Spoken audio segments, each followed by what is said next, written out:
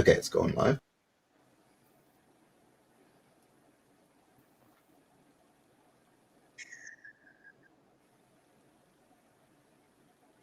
Hello, friends. I believe we're live.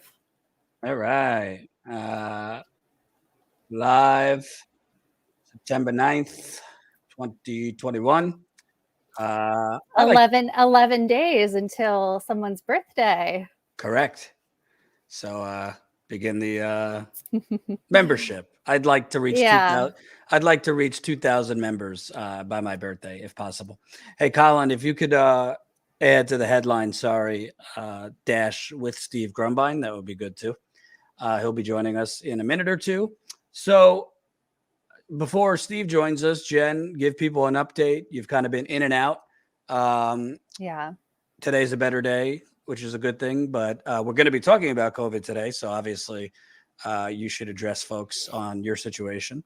Absolutely. So one of the things that we do really well, I think, here at Status Quo is we're very transparent with you. We're not just people delivering the news, delivering stories, reporting, whatever. We tell you what's going on with us. And I think that's part of what makes us, sets us apart and makes us different. So I really want to be upfront and tell everyone that I'm really struggling right now with long hauler COVID symptoms due to Jordan's urging. He's a great friend and great at this. I was able to submit, or I was encouraged to submit myself for an earlier appointment with Johns Hopkins with my doctor, which is as of now scheduled for November. And so Jordan kept saying, try to get in earlier, So I have my request to get in earlier. I'm on a different, more prioritized wait list. So that's part of what I'm going through right now, along with long hauler COVID. And we'll be talking about COVID today. I really want people to understand just how hard this is. It's not about me. This is about 20, depending on the study, depending on the estimates, because this is very, very new, 20 to 30% of folks who get COVID will end up with long hauler symptoms. Jordan has long hauler symptoms. He has asthma now, and other issues. I have long hauler COVID, as you guys are probably well aware of at this point. And I'm, you struggle mentally. I already have depression and severe anxiety. I have complex PTSD from my childhood. So having long hauler COVID on top of that, again, I got COVID last November, almost a year ago, while attending a Rudy Giuliani press conference. I did not get it from Rudy Giuliani. He got it weeks later, but his son ended up having it on that day, and they did not take the proper precautions. And that has dramatically impacted my life over the last year in very negative and horrible ways. And I'm trying to keep my head up. I guess the short way of saying this is COVID is real. It's not just about death. These symptoms can affect you for a long time. I've also been diagnosed with POTS. I always forget what it stands for. It's like postural orthostatic, blah, blah, blah, blah, blah. And that there's no cure for it. And that's something that came about due to COVID as well. So this is definitely not all that comes with it, but as an example of what happens, if I'm laying down, my heart rate is one thing. If I stand up, it immediately goes way, way, way, way, way up. Because my body is dysregulated, my heat, temperature is dysregulated. My body is very thrown off from this, and again, there's no cure. So and mentally, it's weighing on me. I feel very passionate about being upfront about mental health issues, because I think there's still, even in 2021, a huge stigma around it. Again, I already suffer from depression due to, probably due to some very horrible situations in my life that I'm dealing with, PTSD, etc. But having COVID, long hauler COVID, that has been shown to have an impact on your mental health as well. So I don't want to bring everyone down. I'm having kind of an up day today. There are some days where I can't get out of bed. It's driving me crazy because all I want to do is be out in the field reporting. All I want to do is keep digging into what's going on in Flint. All I want to do is work and report, be a good mom. And COVID has stopped me from that in many ways. I'm not going to let it get me down. I'm not going to let it knock me out. But that's the update. It's hard.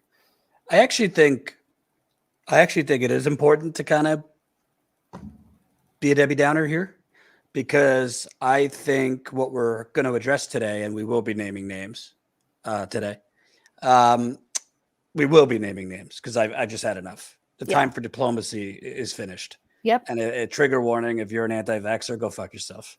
You don't have to watch. Yeah. But I think it's important because in life, a lot of times maybe you don't get something unless it's affecting you or your family or friends or colleagues or whatever. It's not just a Republican thing. It's a limousine liberal thing too, of upper middle class suburbanites who vote Democrat and, for the most part have had a cozy life. And, oh, too bad about those people in Flint, feel bad for them.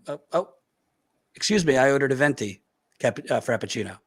So we're going to have Steve on. Well, he's joining us now. Steve's not going to be with us for Steve Grumbine. There you are, Real Progressives. Hi, Steve. Hey. I was saying, Steve, Jen just talked about her personal long-term struggle with COVID. We'll get more into that later. You've had COVID, put you in the hospital, was a little hairy there for a while. You've had symptoms on the long haul.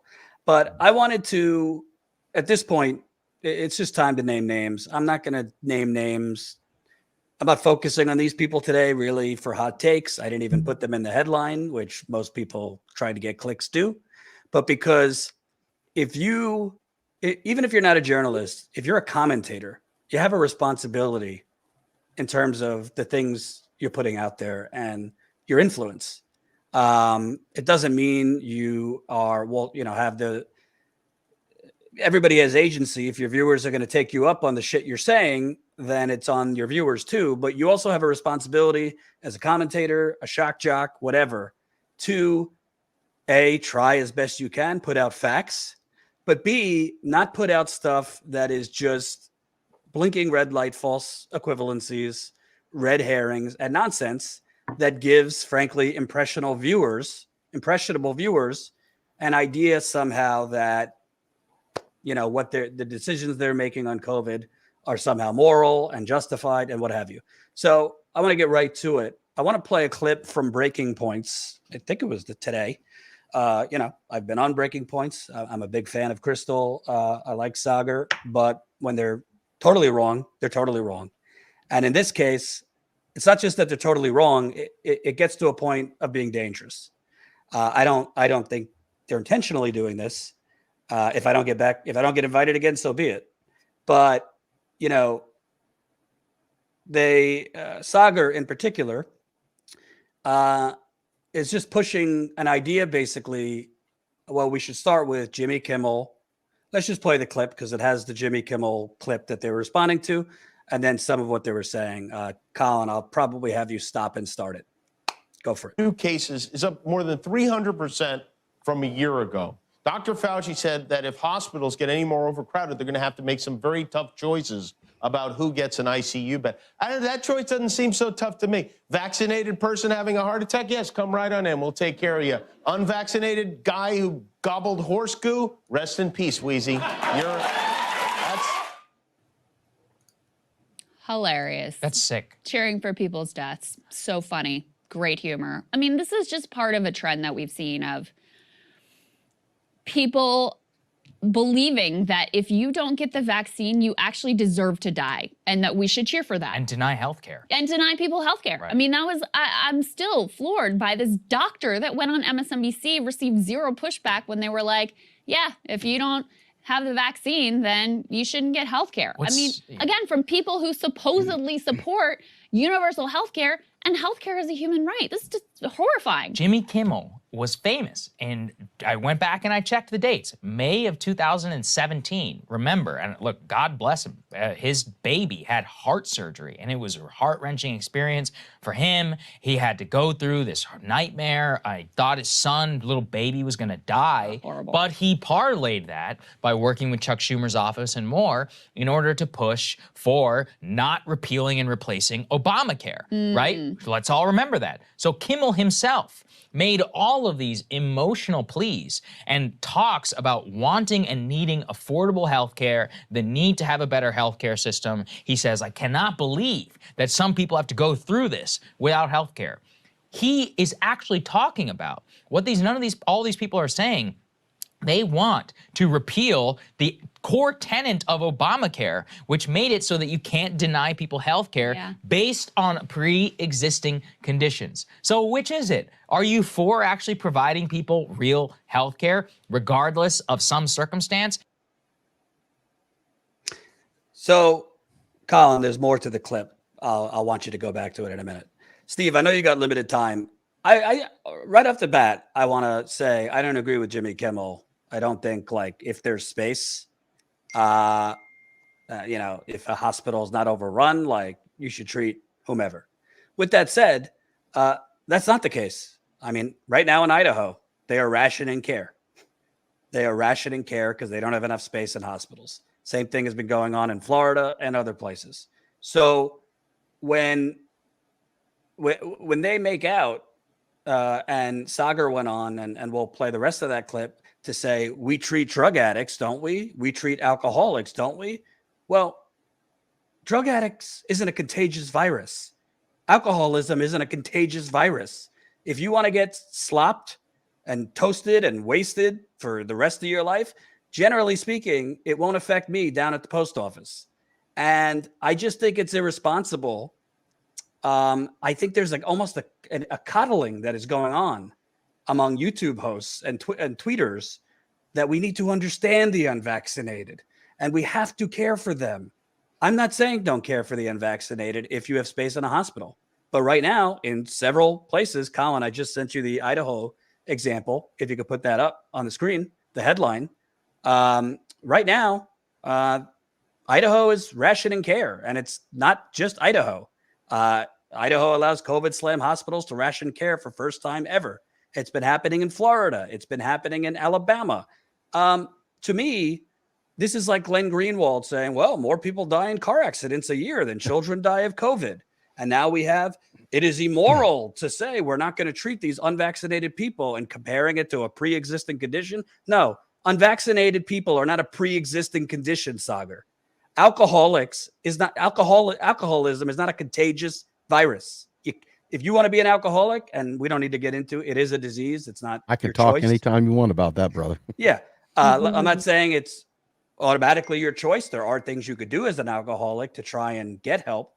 But these red herrings and these false equivalencies from people that I generally think are good are dangerous, because they have huge audiences, and they're essentially trying to make it seem like unvaccinated people who want to scream about their freedom, when they're going in and overrunning hospitals and taking away possible care from people with heart attacks or strokes or whatever, that we should just take a moment to understand them and take care of them no matter what. Well, if a lot of these right wingers want to scream about personal responsibility, frankly, in the case where you have to ration care, I think it's a legitimate question whether they should get the care over other people. What do you think, Steve? Well, I think one of the big things is there's an archetype of a person that fits in this kind of space, and they're of that libertarian slant, and that comes with a whole bunch of pre-existing conditions right up here, right? It starts right up here. Now, I hear people talking, oh, well, what about this one person out of the 3 billion that had some sort of a reaction to the vaccine? I'm not here to talk about people and their desire or lack thereof for the vaccine. What I am here to tell you is that the vaccine is not intended to quote unquote stop you from getting COVID. What it's intended to do is stop you from getting the harsh, horrible reactions that I had myself when I was hospitalized and placed in the COVID ward and almost died with dual pneumonia. I had bacterial and viral pneumonia, and I had every moron under the sun telling me it was a pandemic, it's a hoax, it's this, it's that. And I'm sitting there literally coughing up golf ball sized chunks of cauliflower, which is the snot bubbles in my lungs. And my lungs felt like paraffin. So I know what it means to have the horrible version of COVID, not the, oh, it was just no big deal COVID. That's number one. I'm sick to death of the false equivalence about, well, it doesn't stop COVID. Well, no, it doesn't. But our hospitals only have so much capacity. Our frontline workers can only work 24-hour shifts so many times in a row.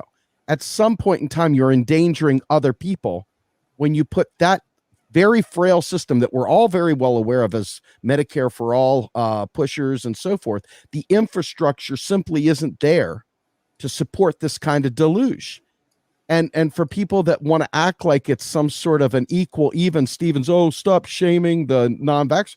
You know what? I have an FU to say to them straight up, because if my kid, like we're sitting here dealing with my son and daughter going to an elementary school in an area where everybody's got these colors don't run, boy, these stars and bars forever, don't tread on me. And they're out there yelling at kids and taunting kids for wearing a freaking mask. So the insanity of all this is so baked into this ideological Ayn Rand, me, self-centered mindset that it's disgusting. And I don't care. Folks, I used to be a libertarian. I know exactly what the hell I'm talking about, down to the nth. And I'm sick of it. Okay, just over it. Once you get past puberty, it should be over. And Jen, I want to point out your thoughts. I don't know if he's intentionally doing this or he's just conflating things. I'm talking about Sagar here. Talking about Obamacare and how these people are now going against Obamacare, which was to treat pre-existing conditions. Not getting a vaccine is not a pre-existing condition, Sagar. It's a choice. And let's stop coddling it. Aside from very few, I want to be clear, the Black African-American communities, indigenous communities have a history of being experimented in this country. In terms of people with pre-existing health problems where their doctors are telling them, I can't tell you to take the vaccine because I don't know how it would affect you. It might affect you in a negative manner if you have a real health concern. Aside from those people, we're just talking about the people going to these medical freedom rallies, okay? And anti-vaxxers who are the same folks you saw at the MAGA rallies and the same folks you see at QAnon and all this. Jen, when did choosing not to get a vaccine become a pre-existing condition that you should be treated for? It's, of course, not a pre-existing condition. I completely agree that, Medicare for all, believing that healthcare is a human right means healthcare is a human right. So I want to say that up front. I do not agree with Jimmy Kimmel that those who are getting horse paste, Ivermectin, which, by the way, I'll get into this, I took, yes, I did, stupidly, because I'm a moron who was desperate. I'll get into that later. So it doesn't mean that Sagar is right. So Jimmy Kimmel being wrong does not mean that Sagar's take is right in any sense of the word. It's not right. You can't compare those things. When we get a vaccine, there's a lot of misinformation out there about what a vaccine actually is. And I see some comments in the chat as well. So hopefully this will address your concerns. But getting vaccinated, as you all have been, if you live in America and had to attend school, you've been vaccinated for many things. You've been inoculated against many things. And it's been required for you to turn in your vaccination records, aka a vaccine passport. It's been required all along. The reason we've eradicated so many diseases is more complicated than some folks make it out to be, but it is largely because of the vaccines of the past. So clearing up those things, I think, is important. It is also important to note. Someone said, "Oh, so your vaccine only works if I get my vaccine." Well, that's not exactly true, but it is also true that getting a vaccine does not mean you don't get whatever it is. It means it lessens your chances. I also see folks saying, well, getting the vaccine doesn't help prevent the spread. Well, it depends on how you choose to lie with statistics, right? It depends on what you choose to focus on. So getting the vaccine dramatically lessens your chances of getting the symptoms that cause the spread. So there's so much misinformation out there. There are so many ways to spin this. When you boil down facts, when you boil down available science, when you boil down being a human who cares about other humans, get vaccinated. And I know we don't have Steve for much longer, so I want to play the rest of this clip because there's just other false equivalencies in it that, again, in fairness, maybe he doesn't mean it. Maybe he's just wrong. He's a conservative, so obviously I don't agree with him on a lot of things. But Colin, if you could play the rest of that. They want to repeal the core tenet of Obamacare, which made it so that you can't deny people health care based on pre-existing conditions. So which is it? Are you for actually providing people real health care regardless of some circumstance? Again, this is not a pre-existing condition. Stop with the bullshit nonsense. You're making a choice. And no, it's not the same as obesity. It's not the same as an alcoholic. It's not the same as a drug addict. Those are actual personal choices that could kill you. It might upset your family and your friends, but it can't make other people fat. This is not rocket science. Intellectually, people with intellectual credibility know this. So to keep comparing these things, let's open up the schools as hospital beds are overrun with children because, well, more people die in car accidents than children. Let's just call it what it is. Glenn Greenwald, he's got an army of security for his family. Rightly so. He gets a lot of threats. Glenn is taking the measures, and rightly so, to protect his family and his children because he gets a lot of threats. But to Glenn, that means, well, other people should just accept the risk, send your kids. Well, why is it that you're taking to be clear, understandable safety precautions to protect your children in the face of real threats against your family, but you're going to just dismiss it's a part of life and more people die from car accidents, this and that. This is ivory tower hypocrisy like nothing else. Go on, Colin. Stance. And once you open this door, it's so funny to me watching this because it's a libertarian dream. They've always wanted to have healthcare be able to denied to people with diabetes, to people who are fat, people with a BMI over like 25, or charge them more, or make it so that if you eat at McDonald's, like once a week or whatever, that means you have to charge more for your healthcare. If you're a smoker, whatever. Exactly. I think that's immoral. You know why? Because people get raised in all sorts of different conditions, and it makes it so that when they get sick, they need to make sure, or we need to make sure that somebody's actually going to go ahead and take care of them. What he's talking about is some sort of deeply libertarian fantasy of being able to deny people health care based upon their past previous choices. If we treat alcoholics, which I think we should, if we treat people who are addicted to drugs, which I think they should, which we should, should we not also do the same if you're going to make the choice not to get the vaccine? Of course. I mean, I cannot think of anything more abhorrent than pushing this type. So, Steve, keywords there. Personal choices they've made. So basically choosing not to get a vaccine, and with that choice, choosing to risk yourself and the lives of others. So he's conflating personal choice of having 20 Big Macs a week with refusing a life-saving vaccine, and by extension, you being a chemical weapon. That's what it is. By you choosing not to do this, you are risking other people, anyone that you path, vaccinated or unvaccinated. It's just amazing to me. And you mentioned libertarianism. I don't know. It seems like he's bastardizing what libertarianism He is. sure as hell was, man. Look, I had to go to China to finish off my Master of Business Administration. And when I went to China, on my passport, I had to not only get tetanus, but I also had to have all my other vaccines airtight. I also had to get a booster for one of them that was quote unquote out of date just to go on the trip. Then when I wanted to go to Mexico for my honeymoon at the time, I had to do the exact same thing.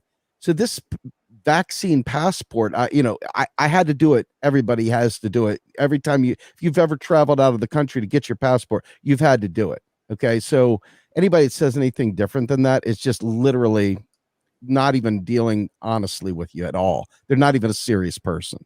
Okay. But the problem here is this. Okay.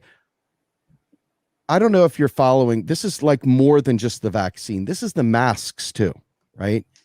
In our area, the superintendent literally wrote a letter to all parents saying, screw Governor Wolf. He shouldn't have done this. We're going to tell you guys, don't wear masks and fill out this form. We're not even going to ask for a doctor's note. Just fill out the exemption and we got it. Don't worry. Nobody will say a word. So my kids come in and they're like, Dad, nobody's wearing a mask at school hardly. I thought we were supposed to. We wore it. And I was like, yeah, these law-abiding right-wingers, are literally out there screaming down at people. And so, you go across the board, this libertarian idea that he's trying to put out there. I mean, this literally is, authority. You can't make me. And if that's your teen angst coming out at age 35 or 40, goodness gracious, folks, outgrow the libertarian thing. Be useful. This is not the hill to die on, literally. I mean, my children, personally, have to go into a school because the nature of the way things are, my choices are to withhold a kid with special needs completely and stunt his growth forever. And the only reason why we did it was because of the mask mandate. Okay? And when they started playing games with that mask mandate and watching these people act like having to wear a mask to prevent spittle going all over the doorknobs and all the boogers kids pick being wiped everywhere, all that nonsense, they made a big to-do about this. That's somehow or another hindering the children's livelihood, their ability to enjoy life. I mean, literally, this is the level of stupid that we're doing. Forget Ivermectin. Wow. Okay. I get it. Fine. Try something desperate. Whatever, right? Just whatever. Okay. But when it comes to masks, even, you got to be a special level of depraved to fight children, 5-year-olds that can't get the vaccine. No, there is no choice yet. 5-year-olds going into a school where they are acting like it's some sort of criminal act to have children wear a mask to prevent the spread amongst those people that have no choice but to not be vaccinated. I call that murder. And I think it should be criminal. And I think they should be prosecuted to the fullest extent of the law. That's my take on it. I want to move fast because I know we only have you for 10 more minutes. I think the thing that bothers me the most, Steve, I would honestly have a lot more respect with somebody who just said, listen, freedom is first for me, and that's it. If I don't want to do it, I don't want to do it. If it affects other people, so be it. I would really respect people that just come out and say that, rather than pushing these nonsense false equivalents about car accident deaths, or we treat alcoholics and we treat the obese and which are complete bullshit. But frankly, people saying this have very large platforms, and the people who watch them are influenced. That's the truth. Whether it's Joe Rogan, whether it's Glenn Greenwald, whether it's Jimmy Dore, it doesn't matter. People with huge platforms, part of why they have huge platforms is because a lot of the people watching think that they're the outsider, they're the truth teller. Even if they are pushing things, maybe not intentionally, that are red herrings, that are false equivalencies, that are wrong. I mean, it's dangerous because it is influencing decisions by their viewers not to do it. The second thing is, and Jen or Steve could comment on this, all these people in the chat, what you're not understanding you're saying, well, who cares if you get vaccinated? It's spreading in Israel. It's spreading here. It's spreading there. First of all, if you actually look into the data, Israel is over half of Israel's population, over half was fully vaccinated in March. Over half of Israel's population was fully vaccinated in March. We didn't reach that halfway point till a month ago. So all of Israel's population was on one vaccine, Pfizer. There's not a variety of vaccine. They're all on the same vaccine. Pfizer, yes, I'm with you. Big Pharma is a scam. But you know what? Have you taken Tylenol in your life? Then you've taken Big Pharma. Isn't Ivermectin kind of on some sort of big Merck. Pharma type thing It's too? Merck. Yeah, so I'm Merck, so disgusted. Merck made ivermectin. Its patent has run out, so other companies can make it now. But those companies who are making it now are still pharma. That's how it works. Jen, the point I'm trying to make, Steve, the point I'm trying to make is a lot of people are looking at top line things. Like I just had a fight with some guy on Twitter today. Thankfully, by the end of it, he said, "Oh, you're right. I didn't realize they were all on Pfizer." Israel's population was over half of them were fully vaccinated in March. Pfizer, they were all on Pfizer. Pfizer has come out and said after 6 months after vaccination, protection starts to wane. Yep. As the protection was starting to wane, the Delta variant that was coming from other countries that were not fully not even close to even halfway vaccinated, spread into Israel. That's why fully vaccinated people were getting it, because their immunity was shrinking at a time when a much more contagious virus was surging. But you want to know what's not happening in mass in Israel? We could debate Israel, Palestine another time. These people are not, by and large, dying. There's not mass death in Israel. And by the way, for the people fully vaccinated in Israel getting it, it's majority over the age of 60. Just like the breakthrough cases in America are largely in older vaccinated people or immunocompromised vaccinated people. So the point I'm making, Steve, is people are just throwing out information that they either don't look they don't look underneath the hood, or they're just willfully trusting whatever person they watch all day. And the bottom line is, this is dangerous because it's leading people to make decisions. It's not only about vaccinations. Frankly, if we were where Israel was 5 months ago, over half our population fully vaccinated, Delta variant was still going to spread. But with the vaccination, the only way to stop the spread with being vaccinated is not having this makeshift state by state different rules, actually having mask wearing and social distancing along with vaccination. That's the only way you would actually eradicate this thing. Yeah, I know you got to go, Steve. So you're fine. I want to make one point, right? I am very skeptical about our government all the way around. I am like nonpartisan. I do not, I have a lot of revolutionary minded thoughts that have nothing to do with electoral politics, nor do they have anything to do with suckling into the establishment. Let me clear that up. If anybody doesn't know that, then they haven't been paying attention. But I want to say this. One of the bellwethers that I put my finger in the air and try to figure out what the tea leaves are saying is I look at the wealthy. I look at like the football players, the NFL, places like that these are their pride and joy, pass rusher and quarterback and stuff like that. And they are literally forcing their teams. Tampa Bay, for example, the entire organization is forced to be vaccinated. Same thing with the Washington Nationals, forced to be vaccinated. You could see it. Each of these teams is pushing for full vaccination. Now, if you are a rich person, which is the people we tend to point at and say, you son of a bitches, right? If you're looking at that and you're saying, if they're going to take this thing, right? If the rich people and all the people that are in power are taking it and so forth, and the people down south, the global south, which has been starved of vaccines, are begging for vaccines. Okay. If you can't put two and two together on this one, it's like, I don't care whether or not they're going to get rich off it. I don't like it. And I'd like to address that with legislation or rallies or protests, but not at the risk of killing people. I see these rich folks. I see these wealthy corporations. I see all these folks forcing this 1 million, tens of million, 100 millionaire type people, and they're taking it and they're not dying. And I've taken 3 jabs, by the way. I got the booster here recently because I am immunocompromised, and nobody's dying. And the handful that are so far below the curve, even 3 billion people, billion with a B, have been vaccinated. Okay.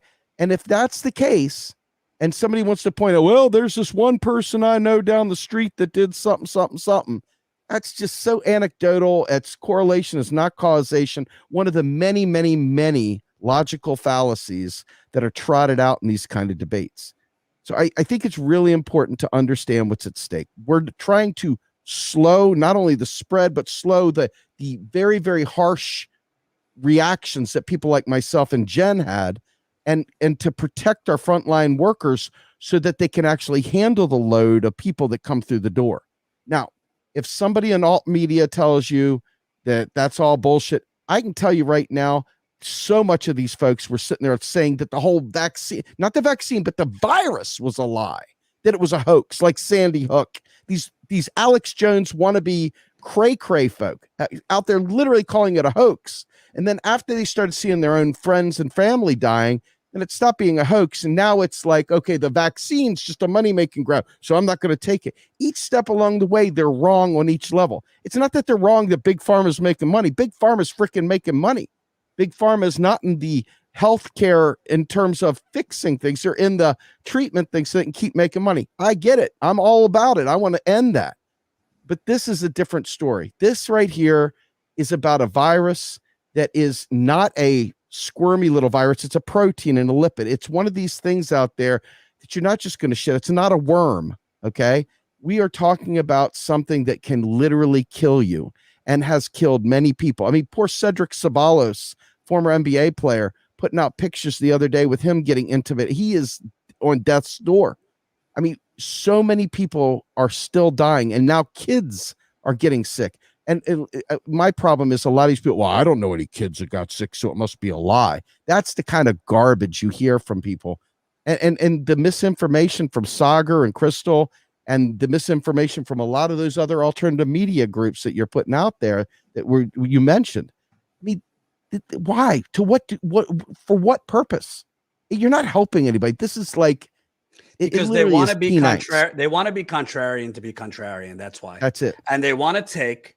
Listen, if people have watched Status Coup, I don't know many people that are more cynical about government, big pharma, than I. I really don't. Gen 2. I mean, I see it up close. And I've said from the beginning, it's not complicated. The government, the corporations want you to be vaccinated, not for your health, for capitalism. That's right. They don't give it. If you live, die, whatever. But we cannot have capitalism with workers dying. We cannot keep oppression going with workers dying. We cannot go back to normal of this new Gilded Age if we have starts and stops of the economy. It's not complicated. And I know you have to go, Steve, but the bottom, so I'm going to let you said hard stop. So anything you need to promote before you go? Just come check out our podcast, Macro and Cheese, on our website, realprogressives.org. We'll have Jason Hickel, not Jackson Hinkle, Jason Hickel, the famous degrowth economist and activist. He'll be this Saturday. And of course, Sunday night at 8 p.m., we'll be releasing the next episode of the new Untouchables, the Pecora Files, about the great crimes that have taken place in stealing homes through, elite control fraud that we've seen going back to the first global financial crisis. And now we're seeing the fruits of with the eviction crisis. So, thank you so much for having me on. And folks, I'm serious. I mean, you got to do what you got to do, but I can tell you right now, this whole idea that it's a pandemic and that it's fake and all this other stuff, you're not doing anything but hurting my kids and other people's kids. If you don't believe it, it's a shame. I suggest that you take a different approach to this because you're fucking us. Anyway. And by the way, as you go, Steve, breaking news, Biden's new COVID policies will include mandating all employers, 100 workers or more, to require COVID vaccinations or weekly virus tests, affecting as many as 100 million Americans. So that there might be some other things in there, but top line, mandating employers 100 workers or more to require COVID vaccinations or weekly virus tests. Thanks for coming on, Steve. Short notice. You got it. All Hey, right. Thank nice you. to see you, Jen. Thank you for having Nice me to on, see guys. you. Thank Yeah. you so much. All right. Bye-bye. So Bye. Jen, I want to address, because every time we do this, I don't even know if the audience is listening because they're just hell bent, like in their fucking foxhole. Wendy Melly, I just said getting vaccinated would not stop the spread. Listen to what I'm saying. The only thing that would actually eradicate COVID, and I don't even know if it's possible at this point, is two things at once: vaccinations and actual social distancing and mask wearing everywhere in the United States. Not like our ridiculous voting system having different rules and different policies in every state. If we would have been closer to where Israel was 5 months ago, which I don't even know if it would have been possible because we're much bigger than Israel. But if we would have our vaccination rates up significantly, mixed with actual social distancing, yes, mask mandates inside restaurants, in crowded places like concerts, sporting events, that would actually stop the spread because you are stopping an airborne virus. And I'm sorry to tell you, but your personal freedom stops at my nose. Okay? So all these people talking about freedom, this is not personal, means you, affecting you. So you could try and justify whatever your decision or your guilty conscience by saying, well, if I get vaccinated, it's not going to stop the spread. Well, if more people get vaccinated, it would decrease the spread. It is not fully known how much are the vaccinated spreading it versus the unvaccinated. But if more people get vaccinated, you have better protection to contracting it in the first place. What Jen just said is true. If you're vaccinated, you have less chance of contracting it in the first place. Secondly, at the end of the day, if we're going to get this down to something like the flu, then the more people need to be vaccinated so we don't have hospitals overrun. We don't have children and classrooms overrun. And I just don't understand. Like, people are acting like it's tyranny to get a shot. I've already said, Jen, I understand certain communities and their hesitation based on historical things that happened to them. I understand people with medical pre-existing conditions, but the rest of you, I mean, you're just like inhaling misinformation and spewing it out.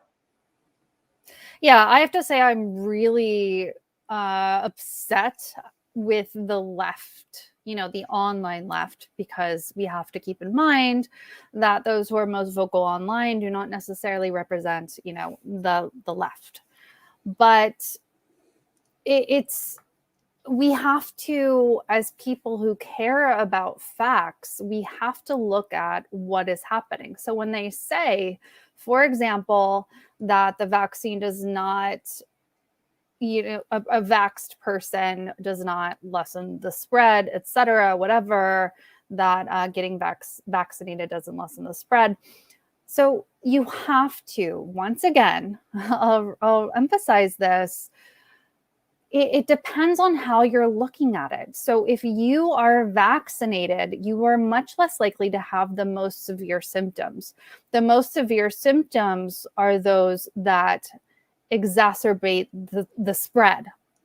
So if you have the vaccine, you're much less likely to expose or to have symptoms that then expose others to the virus. So please, we have to get, we talk all the time about the way that mainstream media presents things, the way that information is obfuscated.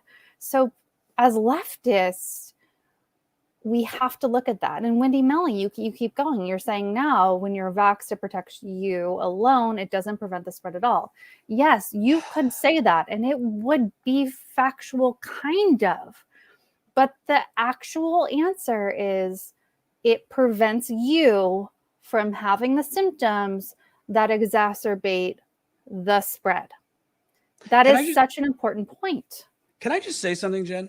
I know I'm on a tangent, but I'm just like really fucking fed up. Yeah. Wendy Melly, all of you people, and I don't really care if you unsubscribe. Enough. It's the time for diplomacy is done. If you don't want to watch, if you can't take a different viewpoint, you don't have to watch. Have you become numb to the fact that 1,500 people are dying every single day in this country? 1,500 people died yesterday. I see Denise, Jordan, who is going to pay for the people who get injured from vaccines, lifelong disabilities? That is wait a minute. extraordinarily rare. Wait a minute. Are hospitals overrun right now by people disabled from the vaccine? Like, people are throwing out. We're in an unprecedented situation. Unprecedented. I knew it was going to be bad when I was covering these Trump rallies a few days before election, and nobody was wearing a mask and 10,000 people without a vaccine. We're in an unprecedented situation. There's a menu of risks. There's a menu of bad options. You have to take, in this case, the lesser of bad options to borrow from a lesser of two evils. So if a small group are having, Jimmy Dore said he had long-term problems with the vaccine. I'm sure he did. I feel bad that he did. It's responsible to also say, this is my situation. I would encourage you to get the vaccine. Because just as I have said, I did take ivermectin and it did not at all work for me. That is my own story. It means nothing. Just like Jimmy's story, same thing. Like, pointing out anecdotal things, you could hate big pharma. You could hate the government. You could be cynical of them. You can't suddenly hate science and data, because a lot of these arguments are basically assuming that the government's lying to you and doctors are lying to you and nurses are lying to you, and it's all one big cabal. Here's the deal. When we started getting vaccinated in this country in mass, the data showed cases plummeted to where it was more manageable. It was more just baked into daily life. You were having a couple hundred cases a day, maybe 50 to 100 deaths a day. That's not acceptable either, but not what we're seeing now. When we started getting mass vaccinations in this country, cases plummeted. You know what happened? A more contagious variant that is spreading in large part because the global world, the majority of the global world, is not vaccinated. And America, frankly, has not done enough to get the global world, impoverished countries, vaccinated. So as we were getting vaccinated, cases of COVID-19 were dramatically going down. Am I living in a different country, Jen? Was that not happening? It indeed was. It was happening. What happened, folks? There was a more contagious variant that came here. And that variant, Israel, for example, I'll repeat it again since somebody's still talking about Israel, fully vaccinated Israelis are still getting it again because they are on one thing, Pfizer. Over half of Israel was fully vaccinated in March. After 6 months, according to Pfizer, people's protections shrink. Now you could say, Jordan, am I going to take Pfizer's word for it? Take what you're seeing in front of you's word for it. The mass breakthrough cases of vaccinated people in Israel happened months after over half of them were fully vaccinated with, again, a much more contagious variant. So the much more contagious variant, okay, vaccines were, the vaccines were very effective in terms of COVID-19. They did not protect as much against the Delta variant. It is not complicated. Now there is another variant spreading in Alaska and other states called the Mu variant. I don't know if that's how you pronounce it. It's MU. Yeah, it's from Colombia. And early research, and this is deja vu because 5 months ago we were just hearing about, this new thing, Delta, but it's not spreading that much. Well, now there's a new thing, MU, which isn't spreading that much, which early signs say might even evade the vaccines. So if you want to, out of hating the government or hating big pharma or just personal freedom, which, by the way, you're full of shit, it's not freedom when your decisions could kill someone else. When your decisions, by the way, if you have a child, you could fucking put your child in a hospital. I don't have a child. I don't know if I could live myself if I did that. So enough with your personal freedom, your personal choices. It's not personal when your decision could kill somebody else. including other unvaccinated people. But Jen, to me, the biggest problem here, the line between misinformation and just dangerous nonsense is pretty thin during a pandemic. So was Sagar or Crystal putting out blatant misinformation? No. Jimmy Kimmel said what he said. I don't agree with it. But so they're not putting out misinformation, but Sagar was putting out complete false equivalencies, complete red herrings that are making, he's not the almighty. His viewers are going to decide what they decide, but they're influenced by Sagar, just like Joe Rogan's viewers are influenced by Joe Rogan, just like Jimmy's viewers are interested by Jimmy, just like our viewers are influenced by us in some capacity. So whether you're a shock jock, a journalist, it doesn't matter. You have some responsibility to kind of add a little context, to kind of keep things in proportion. And when I hear people, oh, well, you're going against Obamacare and pre-existing conditions. Are you kidding me that not getting vaccinated is that choice is a pre-existing condition? When Joe Rogan does a video, by the way, my doctors instructed me to take ivermectin and I'm feeling better. Do you not realize that you are giving the impression that people shouldn't get the vaccine and take ivermectin? When in reality, Joe Rogan's a very wealthy man. We don't know all the things he was taking in addition to ivermectin. Well, we know that he took monoclonal antibodies, which is approved for treating COVID. But the point isn't even if which you he take didn't attribute his getting better to that. The point isn't even if you choose to take ivermectin. If you want to do that, do that. Hopefully prescribed by your doctor.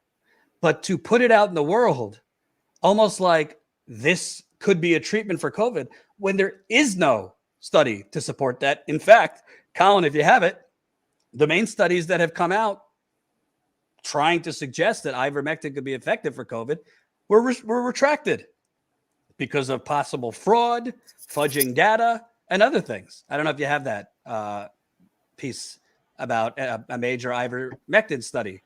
Huge study supporting ivermectin as COVID treatment withdrawn over ethical concerns.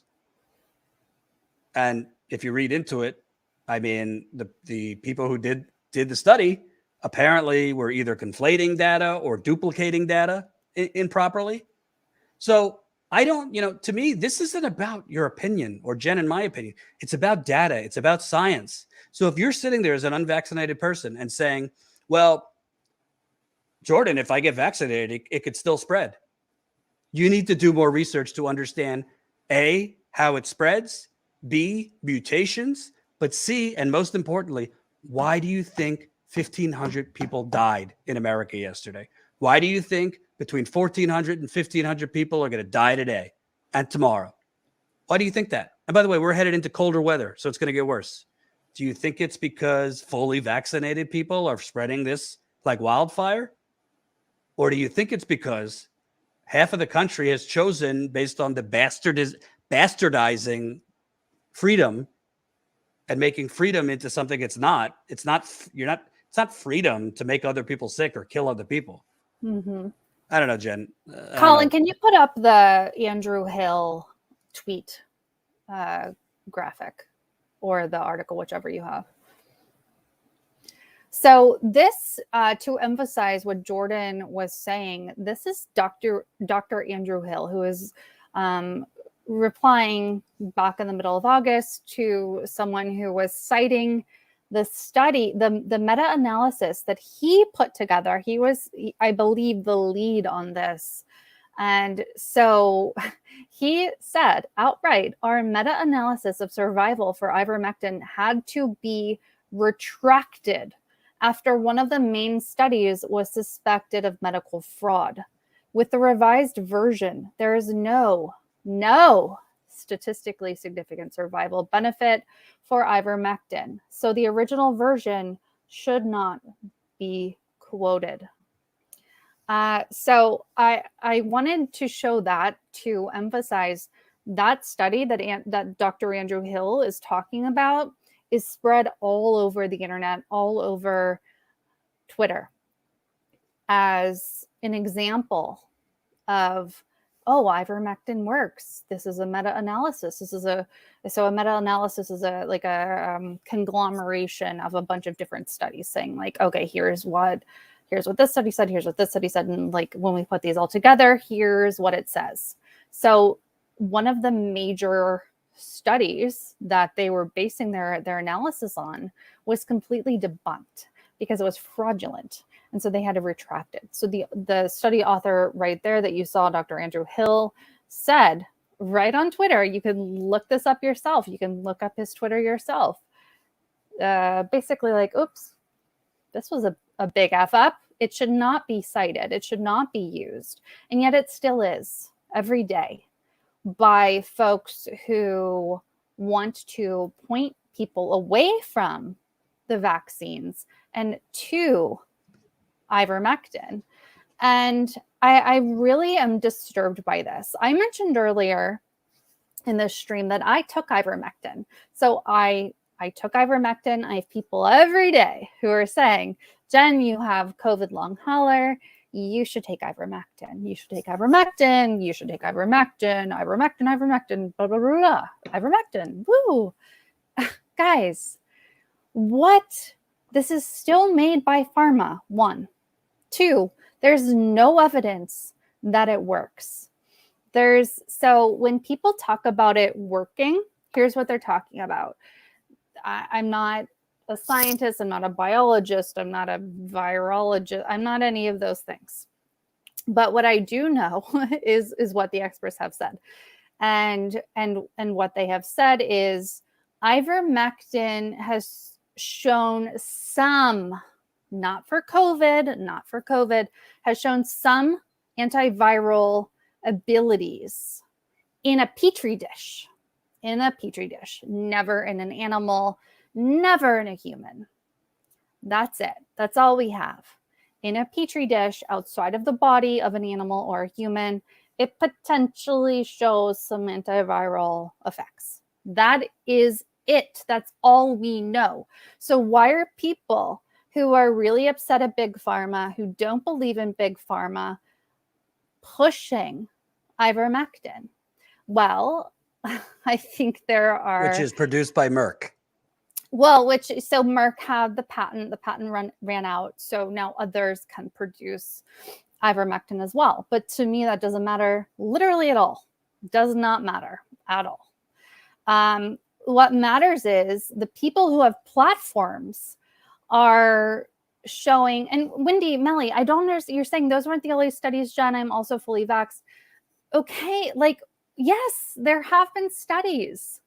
We're showing you that they've been debunked or not fraudulent or not enough or not peer reviewed. And let's talk about that too. Peer review is so important. Anyone can put out a study, and there's a whole process for this. And I don't really like if someone hasn't gone through the process or been like privy to how the process of getting a study peer reviewed works. I don't know how to explain it other than if your study is not peer reviewed, that means your literal peers have not looked at your methodology. They have not looked at your conclusions. They have not looked at your potential, the issues. So in every study, they list issues with the study and how it could be improved upon, how it needs to be replicated, etc. In certain cases, these so-called studies don't even have that. And they're not peer reviewed and they're not enough to go on, which is why our FDA has not approved it. I am as suspicious as anyone else about the FDA. I am as suspicious as anyone else about Big Pharma. But I also believe in science. I also strongly believe that our country, it revolves around capitalism, right? It revolves around companies and corporations wanting to make as much money as possible. So how can they do that in the midst of COVID, in the midst of a pandemic? The only way is to do whatever they can to put all of their mind power, all of their money behind something that can help fix this at least somewhat. And that money All that brain power has gone to the vaccine. So you can think that this is whatever you think it is.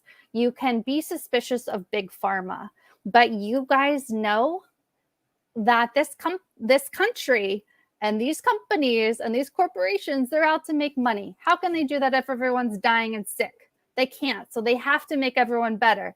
There's your conspiracy. Get the vaccine. So I want to address several things. First off, and I'm sorry, pink bastard, but I'm just going to call you out. Please, JC, people can decide what they do or do not. It's our brain and body. No, it's not your brain and body. I don't know how many times I have to say this. I don't know if you're just dense or just totally disregard it. What you are choosing to do does not only affect you. Please write it down. Put it on your refrigerator. It's not your brain and body. If you choose not to get vaccinated and you walk outside right now, I don't know, to a library, okay? Let's say there's other unvaccinated people there. Let's say there's a child who isn't of age to get vaccinated. Let's say there's a vaccinated older person who got vaccinated but is immunocompromised. You could kill that person. And if the devil's advocate wants to say, well, Jordan, if Pink Bastard got vaccinated, he could just as easily spread it. I don't know how many times I need to repeat myself. Number one, it's not only vaccination. If we got serious about mask mandates and actual social distancing, if your house was on fire, let me ask you, if your house was literally on fire, okay, would you say, well, you know, it's my choice if I want to go get a beer right now? I mean, it just doesn't make sense. You, by not getting vaccinated, I think you're telling yourself that, well, it doesn't matter if you get vaccinated or not because it's spreading anyway. The same response to Windy Millie again. I'm in Massachusetts and we're more vaxxed than most in the US and transmission was still high amongst the vaxxed. This is the last time I'm going to say this because I've made the point 5 times and I don't know if you're just not getting it or totally ignoring it. Mm-hmm. If you live in Massachusetts and the majority are vaccinated, okay, there's a reason people that are vaccinated are getting it. It's because there's a more dangerous, contagious variant that the COVID-19 vaccine is less effective against this deadly variant. But if you live in Massachusetts and the majority of you are vaccinated, guess what, Windy Melly? You're making our point. Please point me to the hospitals right now in Massachusetts overrun with vaccinated COVID patients. Please send me to that. My aunt and uncle live in Massachusetts. Maybe I'll ask them. Point me to the hospitals that are overrun with vaccinated COVID patients. Point me to the pediatric hospitals, in fairness, not in Massachusetts, but in the South right now, that are overrun, children's hospitals with vaccinated people. The point we're making isn't that there will be no spread of COVID, unvaccinated or not. The point I'm making, and if you don't care anymore about 1,500 people dying, then something's wrong with you, not me. The point is, we are going to have less mass death, surge in cases. The more people that on one side get vaccinated, which is only a portion of portion of it, and on the other side, we need to issue mask mandates. Yes, mandates. I don't give a shit if your mind is so thwarted that you believe a mask is tyranny. That's your problem, not mine. Okay? So the point is, there is variants to this COVID-19. There's now multiple that are coming not only because of Americans' decisions to vaccine or non-vaccine, but because most other countries are not even close to halfway vaccinated. But if you are truly, I mean, I don't know what studies you're reading, honestly. I could give you a study for everything. For example, status quo OGers, okay?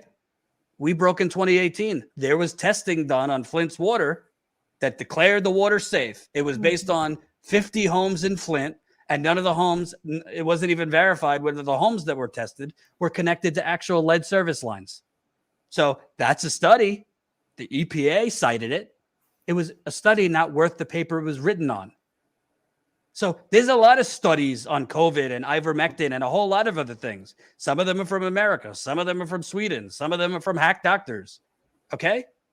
But the numbers are the numbers. Hospitals right now in America are not overrun by vaccinated COVID patients. They're not. And you want to know something? The breakthrough cases that we are having are mostly in older people. Older people are by definition not as healthy, immunocompromised, have pre-existing conditions.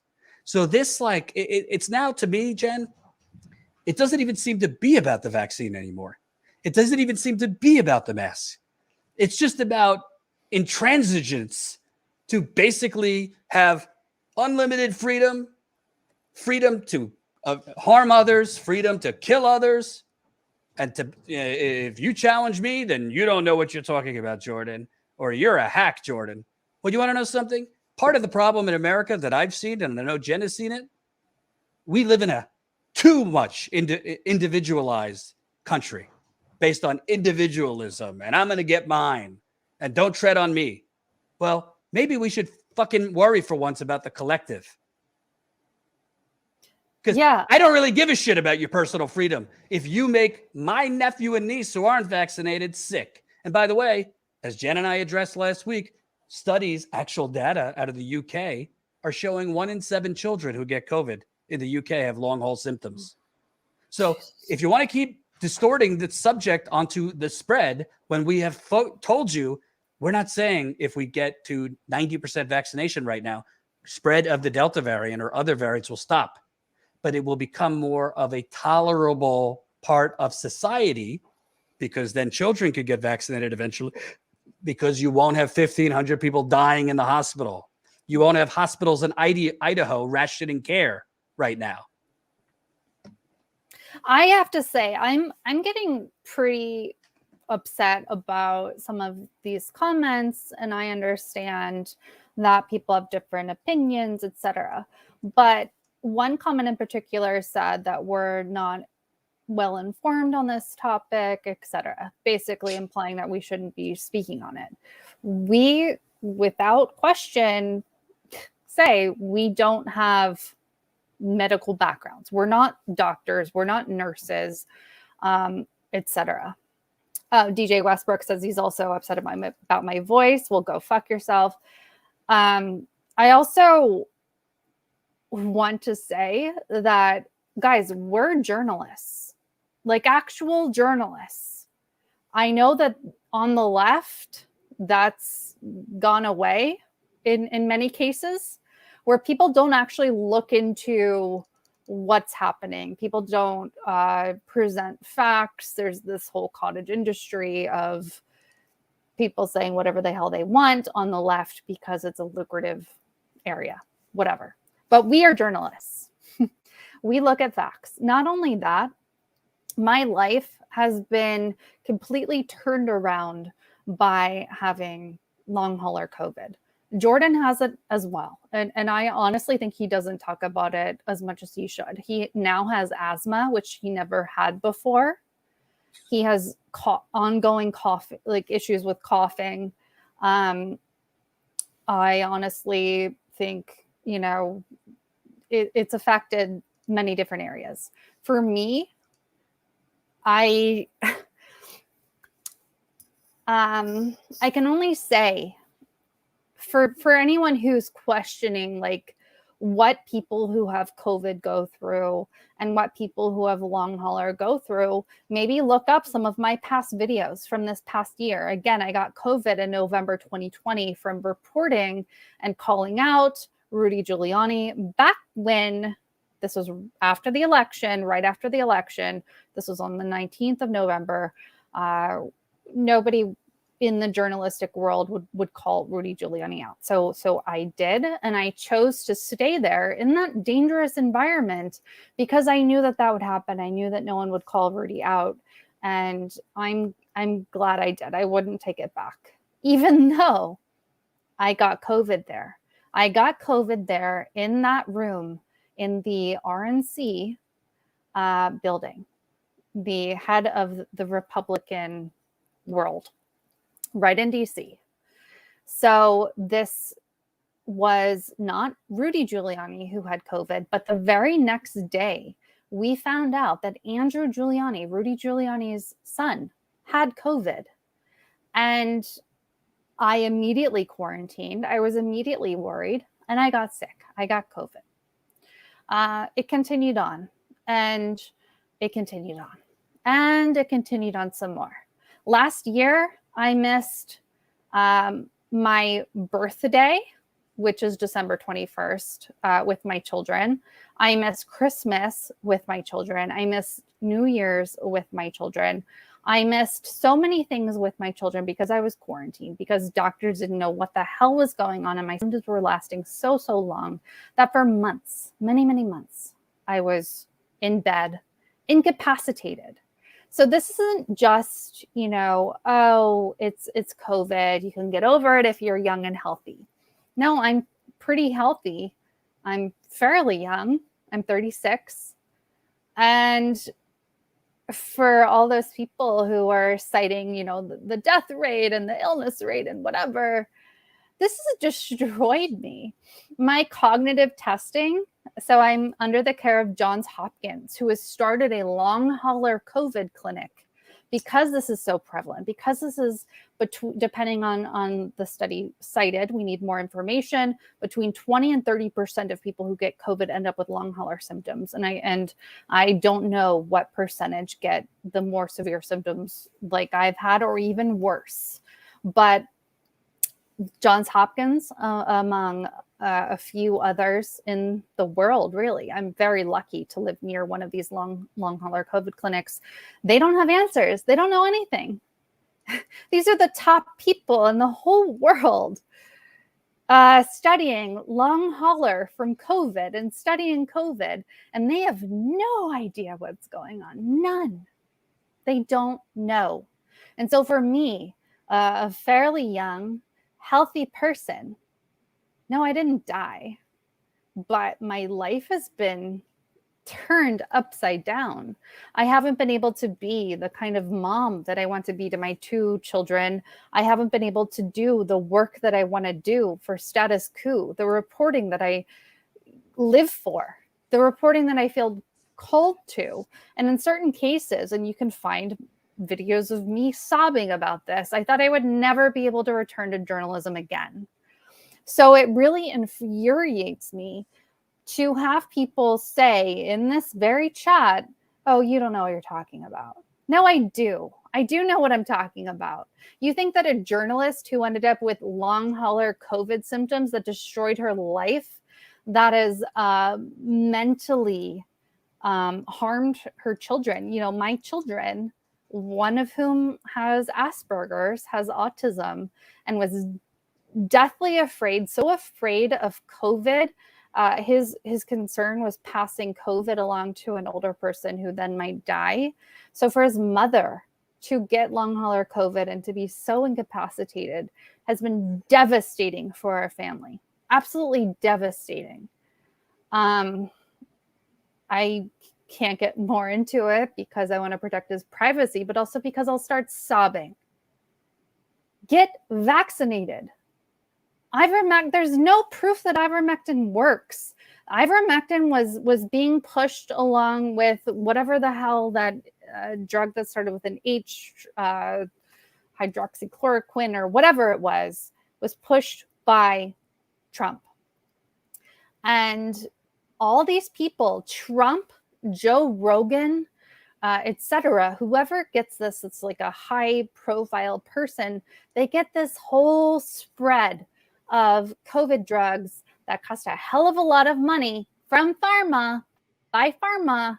They get these and they get better. And so now we have Joe Rogan, who I have liked in the past because he is, like, admittedly an idiot. He admits that himself. And he's like, I just have people on and I talk to them and I get, info from experts, on and on and on. Well, that's over because this is now dangerous, because now, Joe Rogan, you've put out your list of medications you've taken, but you've only highlighted ivermectin.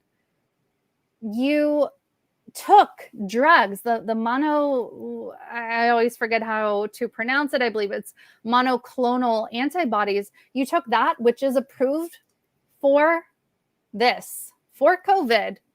You took that, but you wrapped it in ivermectin and tied it in a bow and labeled it ivermectin.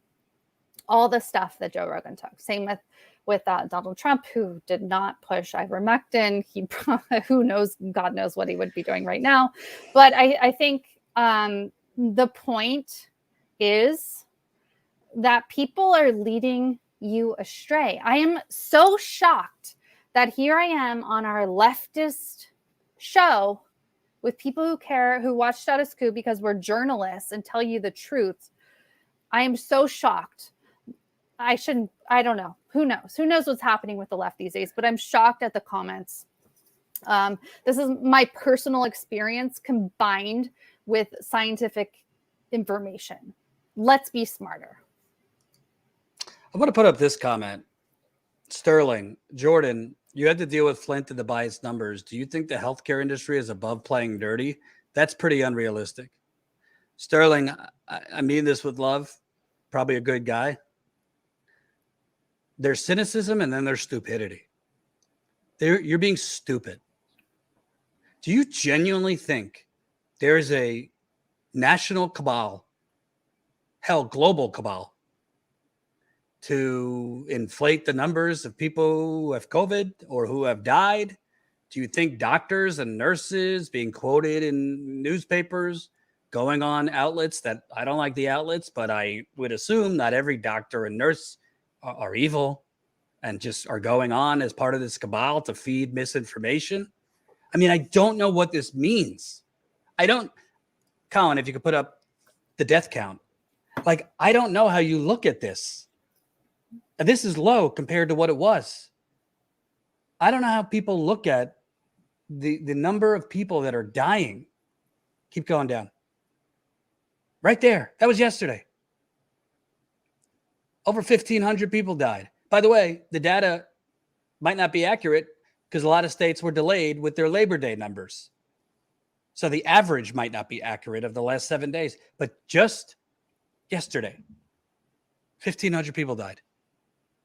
148,000 cases is the average. I want you to really ask yourself, forget everything else. Forget your anger towards the government and big pharma and all this shit. Genuinely take a step back and ask yourself, what is the real reason, if I had to be introspective for a second? And I'm not saying you're a bad person if you're unvaccinated. I'm saying you're misinformed, because you are. But take a step back. Truly, I know it's hard on the internet. Everybody's angry. Everybody wants to rant. Take a step back and really internally ask yourself, why am I so intransigent about not getting these shots? If it's because I have a heart murmur and my doctor told me not, fine.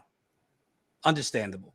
If it's because I'm an oppressed person, Black, Indigenous, Latino, and I know about the U.S. government experimenting and I'm thinking about it, but it's just, I don't trust the government. Okay. 100%. That is the only excuse. if it's, this was put together in a year and I don't know what's in it. Wrong. As Jen could tell you, this was not put together in a year. The mRNA vaccines, there's been, I don't know how long, Jen, over a decade? Yeah, it's been actually, so mRNA, these vaccines are based on for over 30 years. This science has been ongoing. In the last decade, it has ramped up a hell of a lot. And so this was able to be this research that's already done research was able to be turned into reliable, yes, I'm saying reliable, vaccines by various pharma companies, including in countries where you wouldn't consider those countries to be beholden to big pharma. So those same countries, Cuba, for example, that have vaccines that aren't, Pfizer, aren't Moderna, whatever, they're still using the science. And when you think about it, like think about all of these countries coming together in a way to come up with this science, or to follow up with the science that existed to turn it into this. I readily admit that the Democrats, for those who love to rail against the Democrats, as we do, because they are terrible, Nancy Pelosi put out a tweet that I responded to a long time ago. And I wish I'd pulled this up earlier, but she essentially, this was back when Trump was still in office, and she essentially, and Trump was back on his thing, like, we're going to get a vaccine ready like in next month, whatever it was. That's obviously a bad paraphrase. But Nancy Pelosi made a statement saying, like, I wouldn't trust Trump with this vaccine. That's horrible. What the hell, Nancy? I called that out when it happened. I said, okay, so if all of these scientific minds are putting together a vaccine and it just so happens that Trump is president during it, you're not going to recommend that people take it? That's insane. That's literally crazy. How can you be so partisan? So we're not coming at you from a partisan perspective. We're coming at you from the perspective of science and reality. That's what this is. The Democrats are hypocritical. Nancy Pelosi is very hypocritical. She said if Trump was in office while this vaccine was released, that essentially she wouldn't trust it. That's crazy. That's absolutely nuts. Why did she say that? That's horrible. That's why I called it out at the time. This is not about partisanship. This is not about who's in office. This is about being smart. This is about humanity.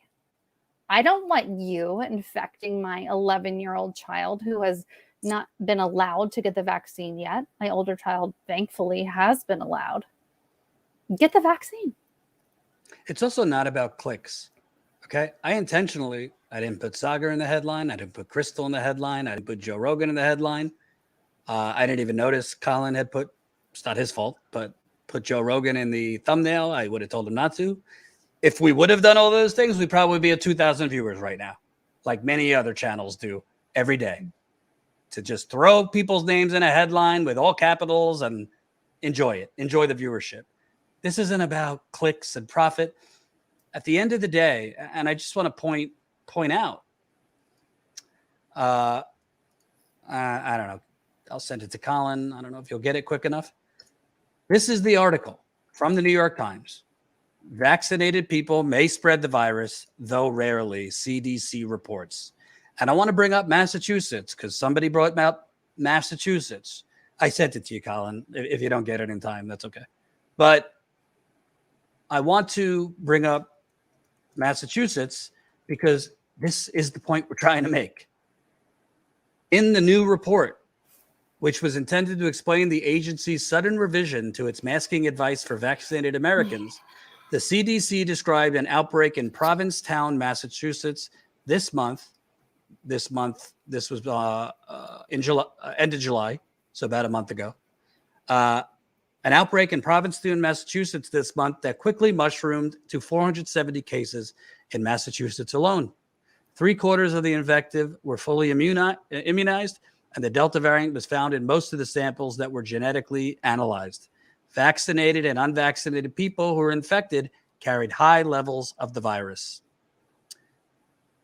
What this points out, yes, you can spread the virus if you were vaccinated, although it's rarer. The important thing is, did that headline from the New York Times say hospitals overrun in Massachusetts due to new variant vaccinated people are spreading? No, it didn't. You want to know why? Because vaccinated people getting it are not going to the hospital. They might have flu-like symptoms. They might feel ill for a few days, like the flu or like something else. In other cases, if you're older or immunocompromised, it could be worse than that.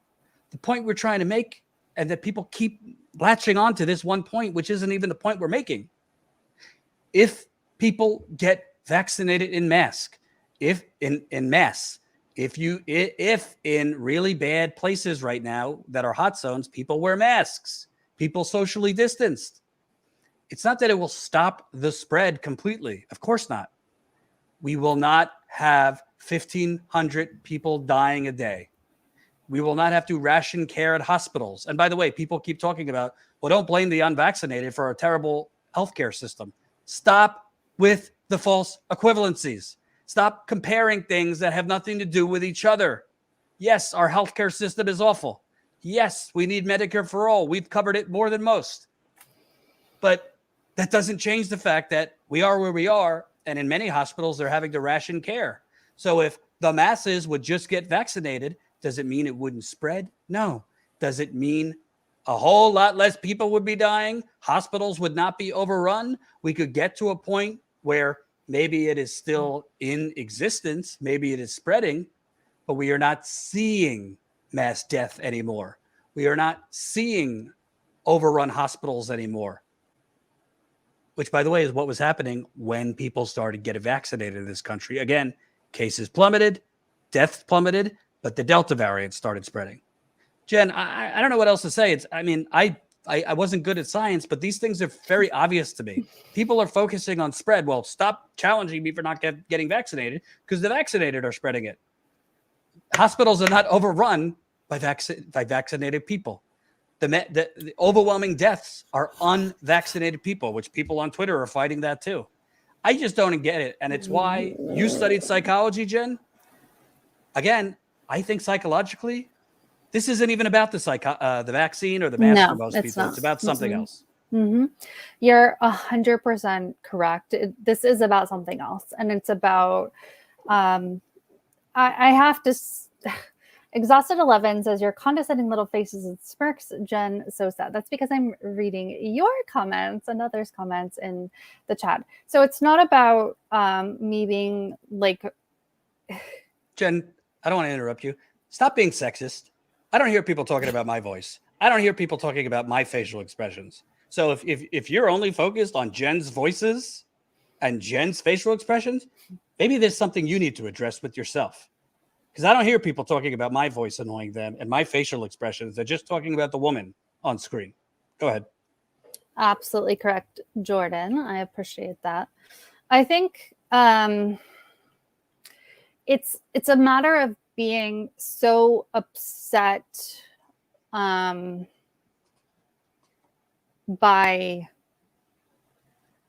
people who are lying and leftists falling into that. It really makes me sad. We've talked about it on a number of different topics, and it really discourages me. It discourages me that we've had comments, and I've actually noted some down saying, like, you guys glide over the risks of the vaccines, no long-term studies on any jabs, thank you. So Jordan wants mask mandates and vaccines indefinitely, etc. I think it's, I don't, like, at this point, I really have to say, who are you listening to that is telling you this? Are you listening to people who have an interest in your health and the health of not me, us, meaning other people as well? I want to keep your kids safe. I want to keep your grandkids safe. I want to keep the elderly safe. I don't want anyone. It would devastate me to unknowingly pass this to someone else. When you talk about gliding over risks of the vaccine, okay, sure. But yet there are risks with everything. There are risks with drinking too much water. The vaccine has largely been shown to be very safe. And those who are pointing out, things that have happened to them have a responsibility. If that is the case, if it is the case that someone was harmed by a vaccine, I truly believe that they also have a responsibility to say, this is really, really kind of unprecedented statistically. This is a complete anomaly, and everyone should still get the vaccine. That's what I believe. Because this has ruined my life, guys. This has ruined my life. I don't know what my future looks like, but right now it doesn't look great. I can't get through the last Flint trip we were on. I had to go to the hotel room to lay down because I was throwing up all over the place. I can't do what I want to do. I wanted nothing more than to just be in Flint and to be doing what I needed and wanted to do. This has ruined my life. And yeah, someone pointed out, like, I can't remember what it is. I wrote it down somewhere, but it was basically like, oh, well, you're making this all about you, Jen, et cetera, whatever. No, I just don't want this to happen to anyone else. If I could go down as a martyr and say, don't get COVID, get the vaccine, wear your mask, social distance, don't eat inside, don't be inside a store for longer than you have to, I would, that's what I hope for. That's what I want for people. But this has ruined me. This has destroyed my life. I don't want anyone to go through this. And people are dying. People are going through dramatically worse things than I am. I also want to say I did take ivermectin because I was desperate, absolutely desperate. I took it. I took 2 rounds prescribed by a doctor. I didn't take horse paste, which is insane. I took an amount because when you take ivermectin, you have to get it exactly dosed to your weight. You have to. So if anyone's following ridiculous people who tell you to take this, please know that at least you have to get it exactly matched to your weight, and you are not a horse. You are not a horse, okay?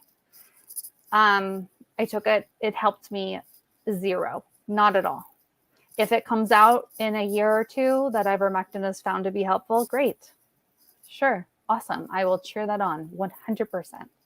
But it didn't help me, which is anecdotal, as are the stories you've heard of those who it has helped, or they've obfuscated, like Joe Rogan, who had the approved medications to help him. Let me ask you a question, Jen. And I'd like the audience to think about this. If your house is on fire and you're on the 2nd floor, well, assuming you have money if there's more than 1 floor. If your house is on fire, your children are in the house, your house is on fire. You call the fire department, it's already ablaze. It's a 50-50 whether they'll get there in time to save you. Are you going to say to yourself, well, it might be too risky to throw my kid out of the 2nd story window? Like, in that case, there's 2 horrendous choices. There's 2 horrendous options. Either wait for the fire department that may or may not get there in time with your children there, or jump out the window if you can't get through the engulfing flames to get out the door. So when I hear people saying, well, what about the long-term risks of the vaccine? And what about this? And what about that? And what about this? You need to truly ask yourself, are you genuinely looking at it because of potential risks of the vaccine? Or is there something else going on in your thought process to basically be intransigent? There are risks to just about anything, as Jen said. And you're right. This vaccine has not been around long enough for us to fully know. Maybe a year after taking the vaccine, you're fine for a year, and then all of a sudden something pops up. It would be intellectually dishonest for me to say that can happen. So far, so good. Of course. Well, in this vaccine in particular, it doesn't work like vaccines that we've all probably, most of you, if you live in the States, have taken in the past. So this is based on a different science. And in fact, this science doesn't give you like the so-called dead version of the illness. So this is even like less risky than a normal vaccine. You know, people might say, "Oh, I got flu symptoms after I took the flu vaccine." Blah blah blah. Like whatever. Like you know, you didn't get the flu, but yeah, sure, you had symptoms. Well, the COVID vax, it doesn't work that way. It doesn't give you the dead version of of COVID. It doesn't. So I would question some of the conclusions folks are coming to based on that. And I want to really make a point because to me, again, I don't really think this is about the vaccine anymore. I don't think it's about the mask. I think it's about people's, in many cases, understandable and righteous anger at government, fear of government, cynicism at government, corporations, big pharma, whatever. But I want to talk about one person that Jen and I both know that has been in our life. I'm not going to mention the person. That person would not get the vaccine. Okay? Good person, just wouldn't get it. When Jen and I both tried to point out like data science, this person didn't have an answer for any of that. This person just pivoted to ideas of segregating society and how wrong that is, and how government trying to control the people, and this is part of something bigger than all of us. And frankly, paranoid delusions. And when I kept saying to this person, again, not a bad person, but I mean, the data is the data. And when you say you don't want to put something in your body, you don't know what it is. I mean, this person happened to drink a lot. Nothing wrong with it. Just drank a lot. And when I pointed out, right, but like you keep saying this is your choice and your freedom, but do you deny that you could infect somebody else and kill them? Didn't have an answer. So I bring up this person not to malign this person. It's not about this person. But if you really go in depth and you really ask yourself, if you're like this person, what is the true reason you're against getting this vaccine? If you were being honest with yourself, it's not about the vaccine. If you're focused on the tinier risk of getting an illness from the vaccine, which is based on the record of this vaccine in this country and other countries so far, there isn't an overwhelming amount of evidence to suggest people are getting long-term illnesses. I know Jimmy had an adverse effect. I think it's getting better based on him taking some things. But, I mean, Jimmy is Jimmy. Just like for some people might have taken Ivermectin, they started feeling better. It could have been Ivermectin in some cases, or it could have been time made them better, or other things they were taking made them better. Jen took it. It had no effect. So if you're focused on... And by the way, I just want to add, I took ivermectin and had zero effect. I got the vaccine, you know, the 2 jabs. I got Pfizer. It, in my experience, it helped me dramatically with my long haul symptoms. I can't say that that's going to be the case for you or for anyone else, because I am one person, which is the exact mindset you should have when listening to anyone's story. So in my case, having long hauler, that has ruined my life. Getting the vaccine seemed to help me dramatically, like by 75% or so. Go ahead, Jordan. But the bottom line is, if your main focus is on the relatively like minuscule risk of taking the vaccine versus death, which we're seeing Somebody just said most people who get it, who just said this? Most people who get it end up fine and don't need treatment. Are you crazy? 650,000 people have died. Most people. Who the hell knows how many people in Jen's situation right now with long-term symptoms? I don't have long-term symptoms like Jen. I do have asthma and I'm coughing up my lungs. I take an inhaler twice before I go live.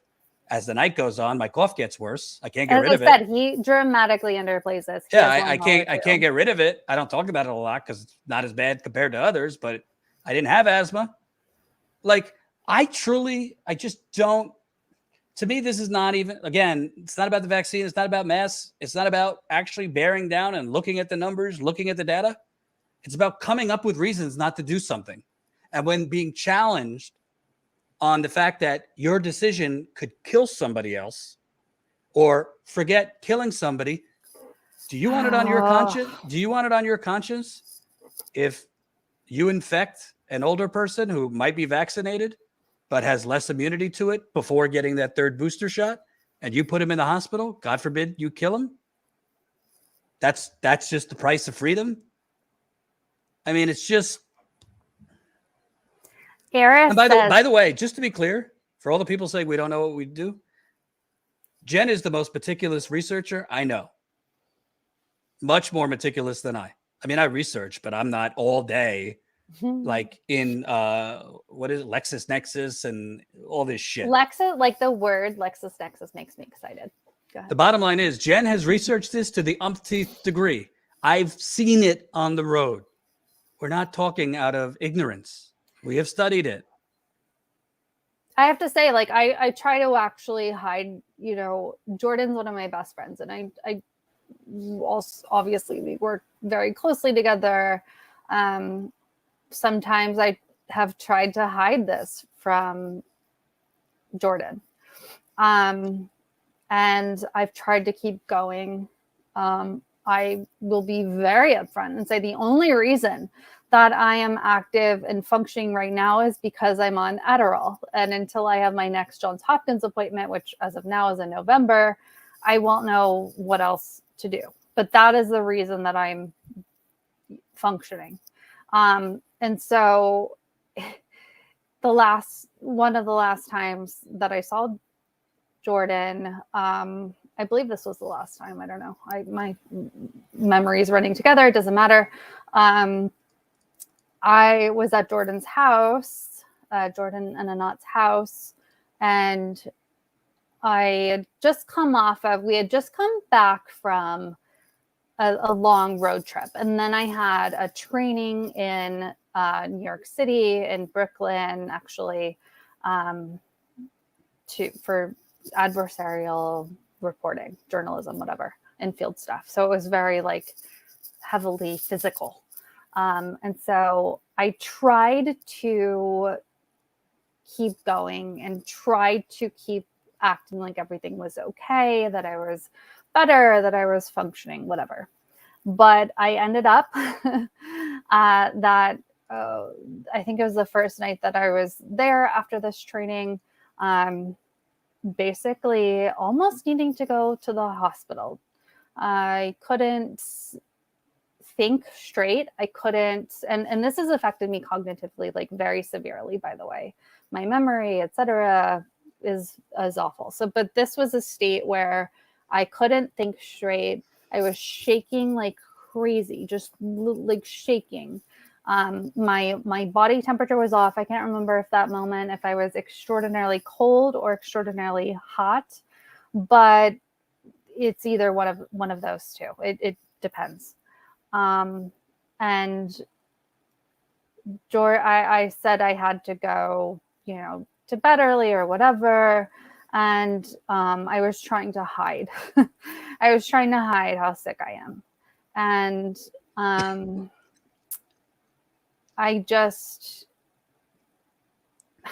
Eris says I'm making all this up right now. Okay, you're clearly a troll, Yes, whatever.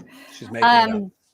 So Jordan said, let me know if you need to go to the hospital. And I said, thank you. And I was embarrassed. I was extraordinarily embarrassed.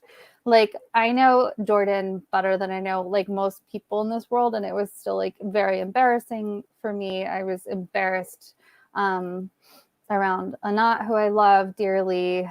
I was so embarrassed because I was so sick, and I didn't want to say that. I wanted to pretend like everything was okay, and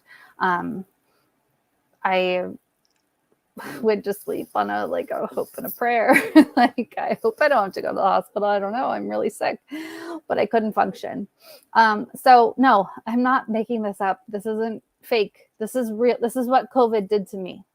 I can't, like, I'm someone who believes in like mind over matter. Like, I can do whatever I want to do. I have a purpose. I have a goal. This has shown me so much that that's not the case. When you have long hauler, you can't do whatever you want to do. Your body won't cooperate. And it's embarrassing.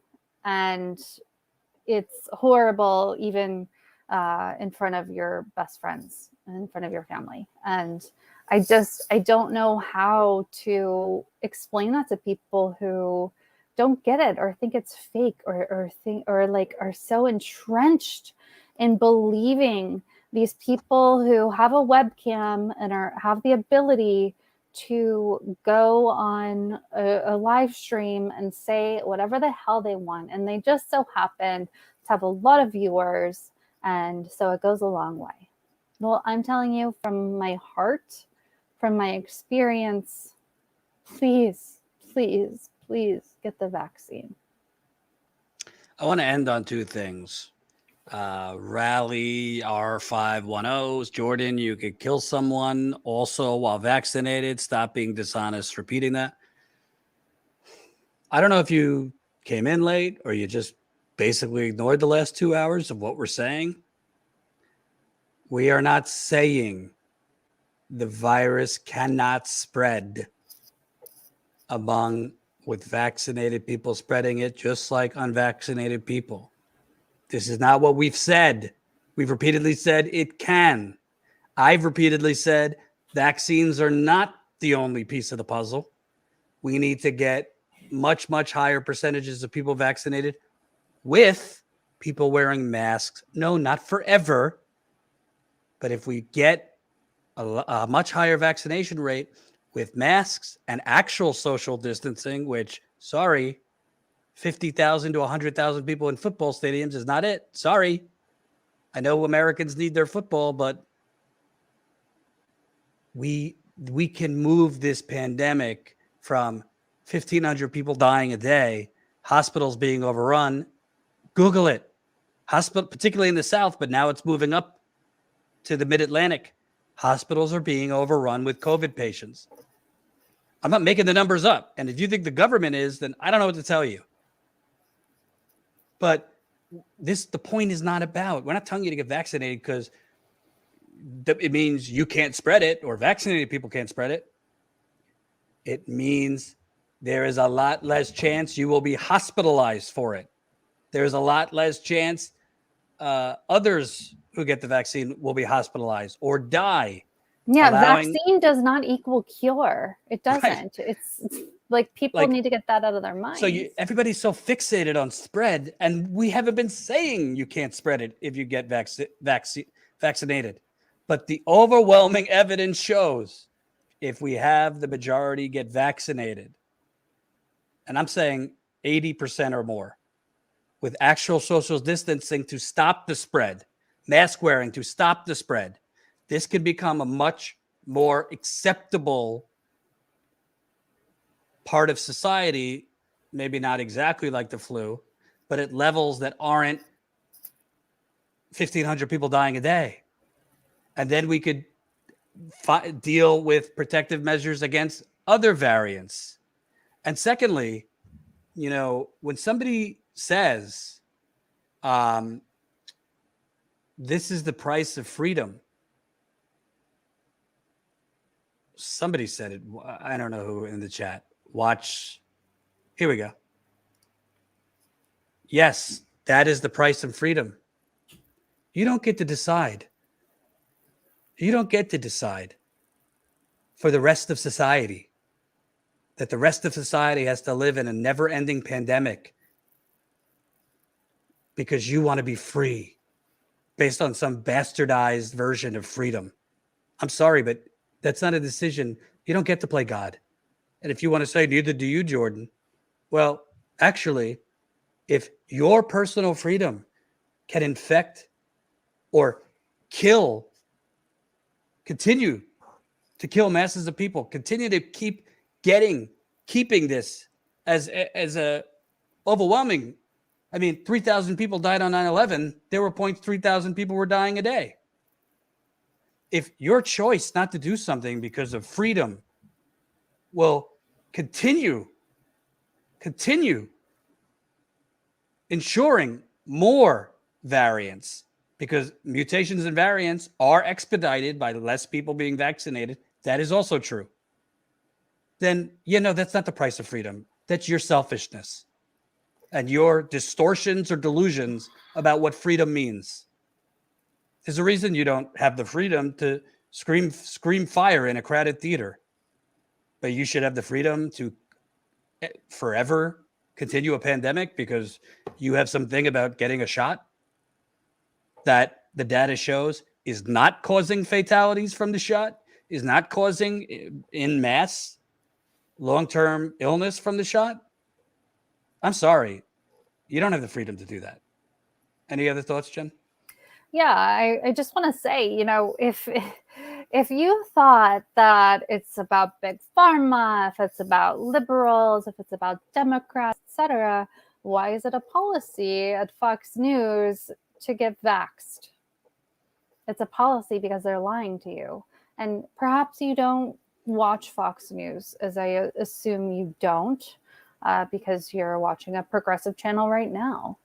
But that spills over. There is a huge market right now for leftist YouTubers, podcasters, etc., who are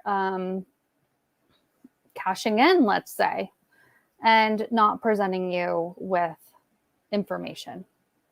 So all we can do is have you look at our track records. Does Jordan lie to you? Does Jordan thoroughly research? Of course Jordan thoroughly researches. Of course he doesn't lie to you. If there's ever a correction to be made, he makes it. So do I lie to you? Am I beholden to the Democrats? Am I beholden to big pharma? Whatever. No, of course not. No, it's just not the case.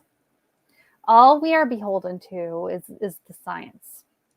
All we are beholden to are facts. Keith is saying, interview, and I saw this before, interview Whitney Webb and test that claim. Whitney Webb blocked me on Twitter for simply saying that I had long hauler COVID.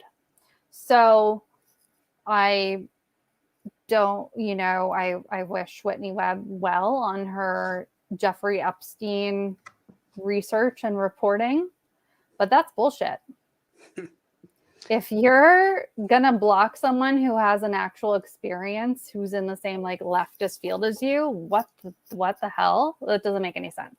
Doesn't make any sense. So does that make sense for someone who wants the truth to simply block a fellow journalist for saying that they have long hauler COVID? No, it doesn't make sense. You're welcome to look at Twitter Advanced Search and look that up. So before we go to sorry. No, I was just saying, pay attention to what people are telling you and why. Why are we telling you this? Are we telling you to get vaccinated and take precautions because it benefits us? No, of course not. We're telling you because it benefits other people. That's the whole not me, us concept. Are the people who are telling you to not get vaccinated and to take horse paste? Yeah, I know it's made for humans as well because I took it. Do they have your best interest in mind, or do they have the interest in mind of being a contrarian who's railing against the system. We rail against the system all the time, always. We're railing against the system by understanding the system. And the system is, they want to get through this as much as we do. The science is there. Get the vaccine. Before we get to super chats, want to let you know tomorrow night, a little earlier this time, tomorrow night members call 6:30 p.m. Eastern time. 6:30 p.m. Eastern time. So that's 3:30 p.m. Pacific time for our friends on the West Coast. I hope you can join us. I know that some of you might still be at work or what have you, but 7:30. So since we go like 2 hours sometimes, and obviously, you know, Jen has some health issues. I don't particularly want to go to 10 o'clock at night. We're doing it a little early, so we hope it's not a problem for the majority of our members. You know the drill. Members calls through Zoom. It's a lot of fun. We'll talk about a whole lot of things. Talk about some things that are happening behind the scenes that you might be interested in. So statuscoup.com/join. Become a member for as low as $5 a month. We have some kind of stuff we've been holding back a bit that we're thinking of, or that we're going to reveal soon. So we definitely want your input on that. And we want to reveal stuff just to members for now. Statuscoup.com/join if you want to be part of that. We really, really appreciate your input. Statuscoup.com/join. Plus, we reveal way too much info on these calls, go into way too much stuff.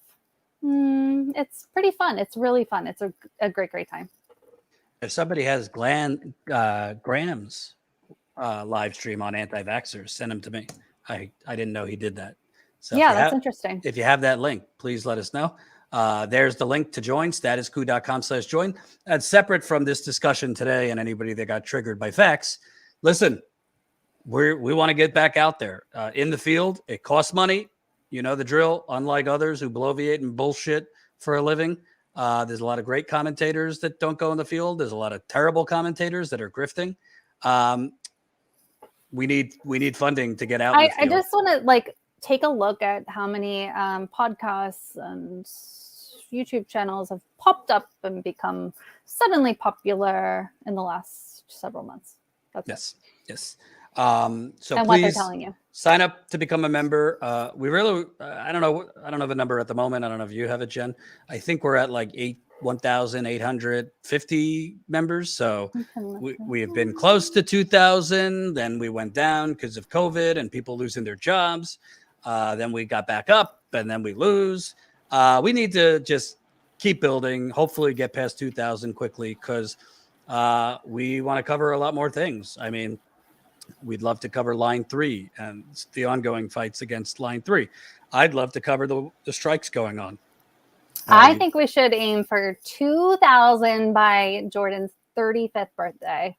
No, that would be amazing. That's 11 days from now. So get with it. If you want to celebrate my birthday, 2,000 members would be wonderful. So we have 1,852 right now. 1,852. So we need 48 new members. So maybe that will be the new. The new promo. So definitely statuscoup.com/join. But we'll be live. Our members call will start at 6:30 Eastern tomorrow, 3:30 Pacific. Hope you could join. Let's get doing super chats. Carrie, $25. Thank you. This whole COVID crisis from the beginning has been mismanaged, mishandled, including the perplexing conditions with our hospitals being privatized and not enough room for COVID patients. And that is ridiculous. Appreciate the super chat. Yeah, I agree. But like two things could be true at one time. I mean, we have a oppressive, for-profit, immoral healthcare system, which that's a discussion we have all the time. We've covered the Medicare for All marches. I believed in force the vote. I still believe we could force votes for a lot of things, including a Medicare for All vote. But at the end of the day, I mean, I don't even know if we had a majestic healthcare system. I mean, if with this many cases and this need. I mean, in the beginning of COVID, you had patients literally like in the hallway in a lot of these hospitals. So on one end, you're right about the healthcare system. On the other, we are where we are. So we need to figure out how to stop the bleeding right now. Lana Del Heights, the Hold clock. on. So TTID Forever says, wow, I guess my dear friends here at Status Quo don't read the comments that are free. I still love your content, though. We do, at case in point. Just wanted to point that out. We love all of you. We don't expect everyone to have money to give comments, etc. But of course, when we have paid comments, we have to read them. And by the way, we just read a shit ton of comments just from idiots, from idiots that didn't pay us. Yeah. Lana Del Hates the Clock, $20. Appreciate it. The Carry, another $25. The USA isn't even receiving pertinent info on how and what other countries are handling managing COVID, leaving people suspicious about our own mainstream reports. Hard to sort through. A Joe Rogan report, also wrong. Carrie, I think you're also forgetting something, and this is a big scandal. Why do you think we didn't have enough masks in the first place? Why do you think we didn't have any protective gear in the first place, or enough protective gear in the first place, where Fauci and them lied to you, told you, nah, you don't need to wear a mask, because they wanted to keep enough for nurses and doctors, because NAFTA sold those jobs to China and Mexico. That's why. So there's a major reason why we don't have the production capacity in this country, because we sold it offshore through NAFTA and a whole lot of other terrible things. So and by the way, we're not ignorant to things that are going on that don't look okay. When we tell you to take the vax and to not take horse paste, we are informed. We're not Fauci fanatics. Fauci, The Intercept just came out with 900 documents that they had FOIA'd in September of last year, September of 2020. And don't talk about The Intercept. Sell out. That shows that I'm a total Ryan Grimm stan, which, by the way, I am. Like, he's great. Like, I don't understand the hate. Anyway, so the Intercept came out with a new report. They have 900 documents that they had FOIA'd in September of 2020 related to this. And what it showed was that potentially Fauci's organization was funding some Wuhan lab work surrounding coronavirus. So why that FOIA was released this year, September of this year versus September of last year, is up for discussion and debate and annoyance and anger. Why was Fauci's, the organization he's director of, why were they funding this research? And we could say it's because we need to know more about coronavirus situations, etc. We need to learn all circumstances so we can be prepared for a pandemic. Then we could say, okay, so that sounds great, but why was there such a crackdown on talking about the possibility of a lab leak for over a year? That's valid. That's incredibly valid. Why was there such a crackdown? Why would we have gotten banished from YouTube if we had talked about the possibility of a lab leak before now, before it was acceptable? It's all valid. You know what's not valid? Vaccine denial. Amber Lee Grigo, $5. Is COVID to blame for the lack of hospital beds? Yes, but so is privatization and neoliberalism, if not more so. Yeah, I mean, we addressed this. You're not wrong, but that's a different issue. I mean, we are where we are. So at the end of the day, I mean, to me, Jimmy Kimmel is absolutely wrong. It's not like, oh, you're unvaccinated, RIP. But if you got one bed left or two beds left and a vaccinated person having a heart attack comes in at the same time as an unvaccinated person comes in, I think it's a legitimate question. I really do. You could call me immoral if you want, but if you and your personal freedom, again, personal freedom, right? If you chose not to get vaccinated and there's somebody said this is hypothetical. No, it's not. Literally, Idaho hospitals are rationing care right now. Floridian hospitals were doing the same thing. Alabama, Arkansas, I believe Louisiana, they were rationing care because they were overrun. Too many patients. So if you got one hospital bed, we haven't even gotten into, it's not just the space, it's the healthcare workers. They are mentally and physically exhausted, is not even the word. Destroyed. They've been doing this for 2 years now. So, I mean, hospital nurses and doctors have been on the record that they don't even know if they could provide the appropriate care for much longer because they're just exhausted mentally, physically. So it's not just a physical space problem, it's the human service element of it. Yeah, and I know like doctors have to treat criminals who they know have just been in a shootout and shot someone or murdered someone, whatever. Like doctors have to treat criminals all the time. They have to treat people who they probably personally think aren't good people all the time. So when people think of that, well, some doctors are now coming out and saying, I don't want to treat people who are not vaccinated. I personally think that that's wrong. I don't think that, that's not the oath you took as a doctor to do no harm, because it's actively doing harm regardless. Like, I think regardless of someone's personal choice, they should be treated. I truly believe in Medicare for all. But we also live in reality. We live in a world. So if you have the moral choice as a doctor, let's do a thought experiment where you, in the entire world, all that exists is your choice between treating one patient who has COVID and is dying and was vaccinated, and you have a patient who is dying and was not vaccinated. Well, who are you going to choose? So while I personally think everybody should be treated, and that's the oath that doctors took, and I don't agree with certain people's opinions on this, whatever, we can do these thought experiments and think, okay, really, what does matter and what doesn't matter, and if we have to elevate, one person above the other, what are we going to do?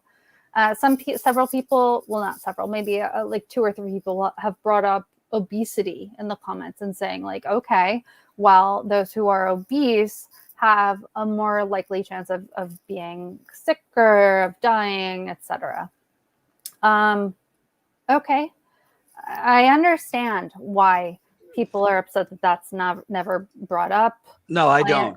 I don't. Well, so obesity is not contagious. Let's repeat it. Well, obesity is not contagious. If you make the personal decision to have 5 Big Macs a day and you get very sick, it's not going to kill anyone else. It's not going to get anyone else severely sick.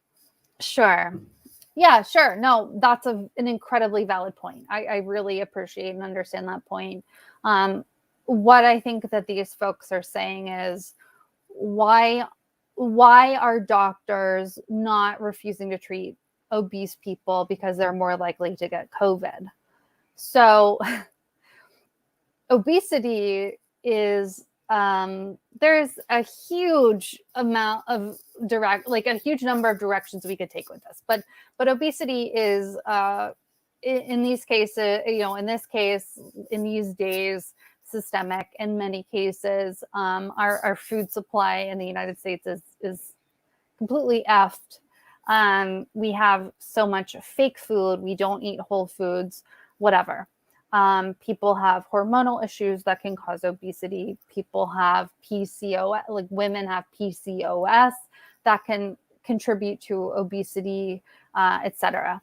But for those folks who in the chat are saying, what about obese people? Why aren't they treated the same as those who aren't getting a vaccine? That's not comparable at all. Not at all. Not at all. It's not at all. I understand the frustration with liberals, whatever, whoever you're railing against, saying, like, not talking about obesity as being a contributing factor. It absolutely is. The science shows that, and we are all for science here. So there's that, but there's also the fact that, okay, So you have a person, we live in the real world, remember. We have a person who potentially is obese, whatever, who's had the vaccine. And then we have another who's obese and hasn't. So what then? We have to try. Sofik is saying cool with the fat phobia. That's what I'm saying. So that's why people rail against this line of thought is saying that the scientific fact that those who are obese, overweight are more likely to experience COVID symptoms. That's just the science. That's not fat phobic. That's just the science. It is a science that being overweight, being obese contributes to worse health outcomes. I do think that we as a society have gotten too far away from saying like, no, we should try to be at a reasonable weight. I struggle with it a hell of a lot. My medications have made me gain a hell of a lot of weight. Like I was always a very tiny person until I had to take mental health medications. And it has affected me a lot. So I just, it's something that we all have to think about. It is not the same as not being vaccinated at all. Not at all. Right. Just like alcoholism and drug addicts, which was Sagar's point, that we treat them, don't we? Right. Their actual personal decisions affect nobody else. They just don't. Lori Sheridan. Oh, there's saying my great mother's show today, Jordan and Jen. Hi, Lori. Thank you, Mother. Her birthday's coming up too. Shana Tova. My mother's birthday, so become a Oh, member. it ended yesterday, so yesterday. Become a status quo member from my mother on the 15th. Do it for Lori. John MBWA, $5. Why are vaccine companies exempt from liability? If the shot injures you or causes death, you cannot sue, and that is a federal law. Why? Look up PrEP Act. I don't know in particular, but I do know most of the vaccines do have a disclaimer on them, like cigarette boxes, for example, that in certain cases you can, see X, Y, and Z symptoms. So that's probably technically to the letter of the law why they can't be sued, because they do have on them, you can potentially, in rare cases, have X, Y, Z reaction. MHC 999. It's crazy how unrelenting the misinformation has been. When Graham Elwood said his live shells will require a proof of negative COVID test or full vaccination, it sparked a firestorm of outrage. Yeah, I'm with Graham. I don't understand. He did a video. It was kind of a funny video, like lighting up a cigarette and then like pretending somebody approached him at a comedy club saying, you have to put out your cigarette. You can't smoke inside here because secondhand smoke can give other people cancer and things like that. Making the point, this is the same exact fucking thing. Like, sorry that you can't smoke wherever you want. If it could make somebody else sick, because it is just the smoker who is giving other people potential lung cancer and this and that.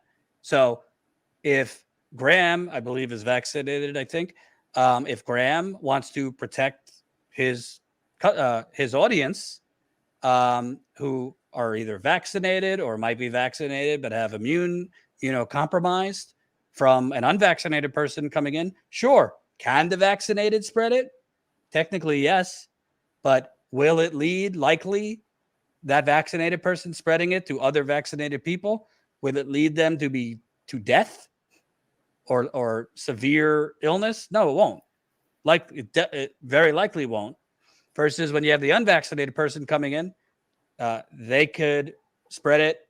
And although the vaccinated person could spread it too, the more vaccinated people going into these places, there is more spread among unvaccinated people. That's also a fact. There is more spread among unvaccinated people.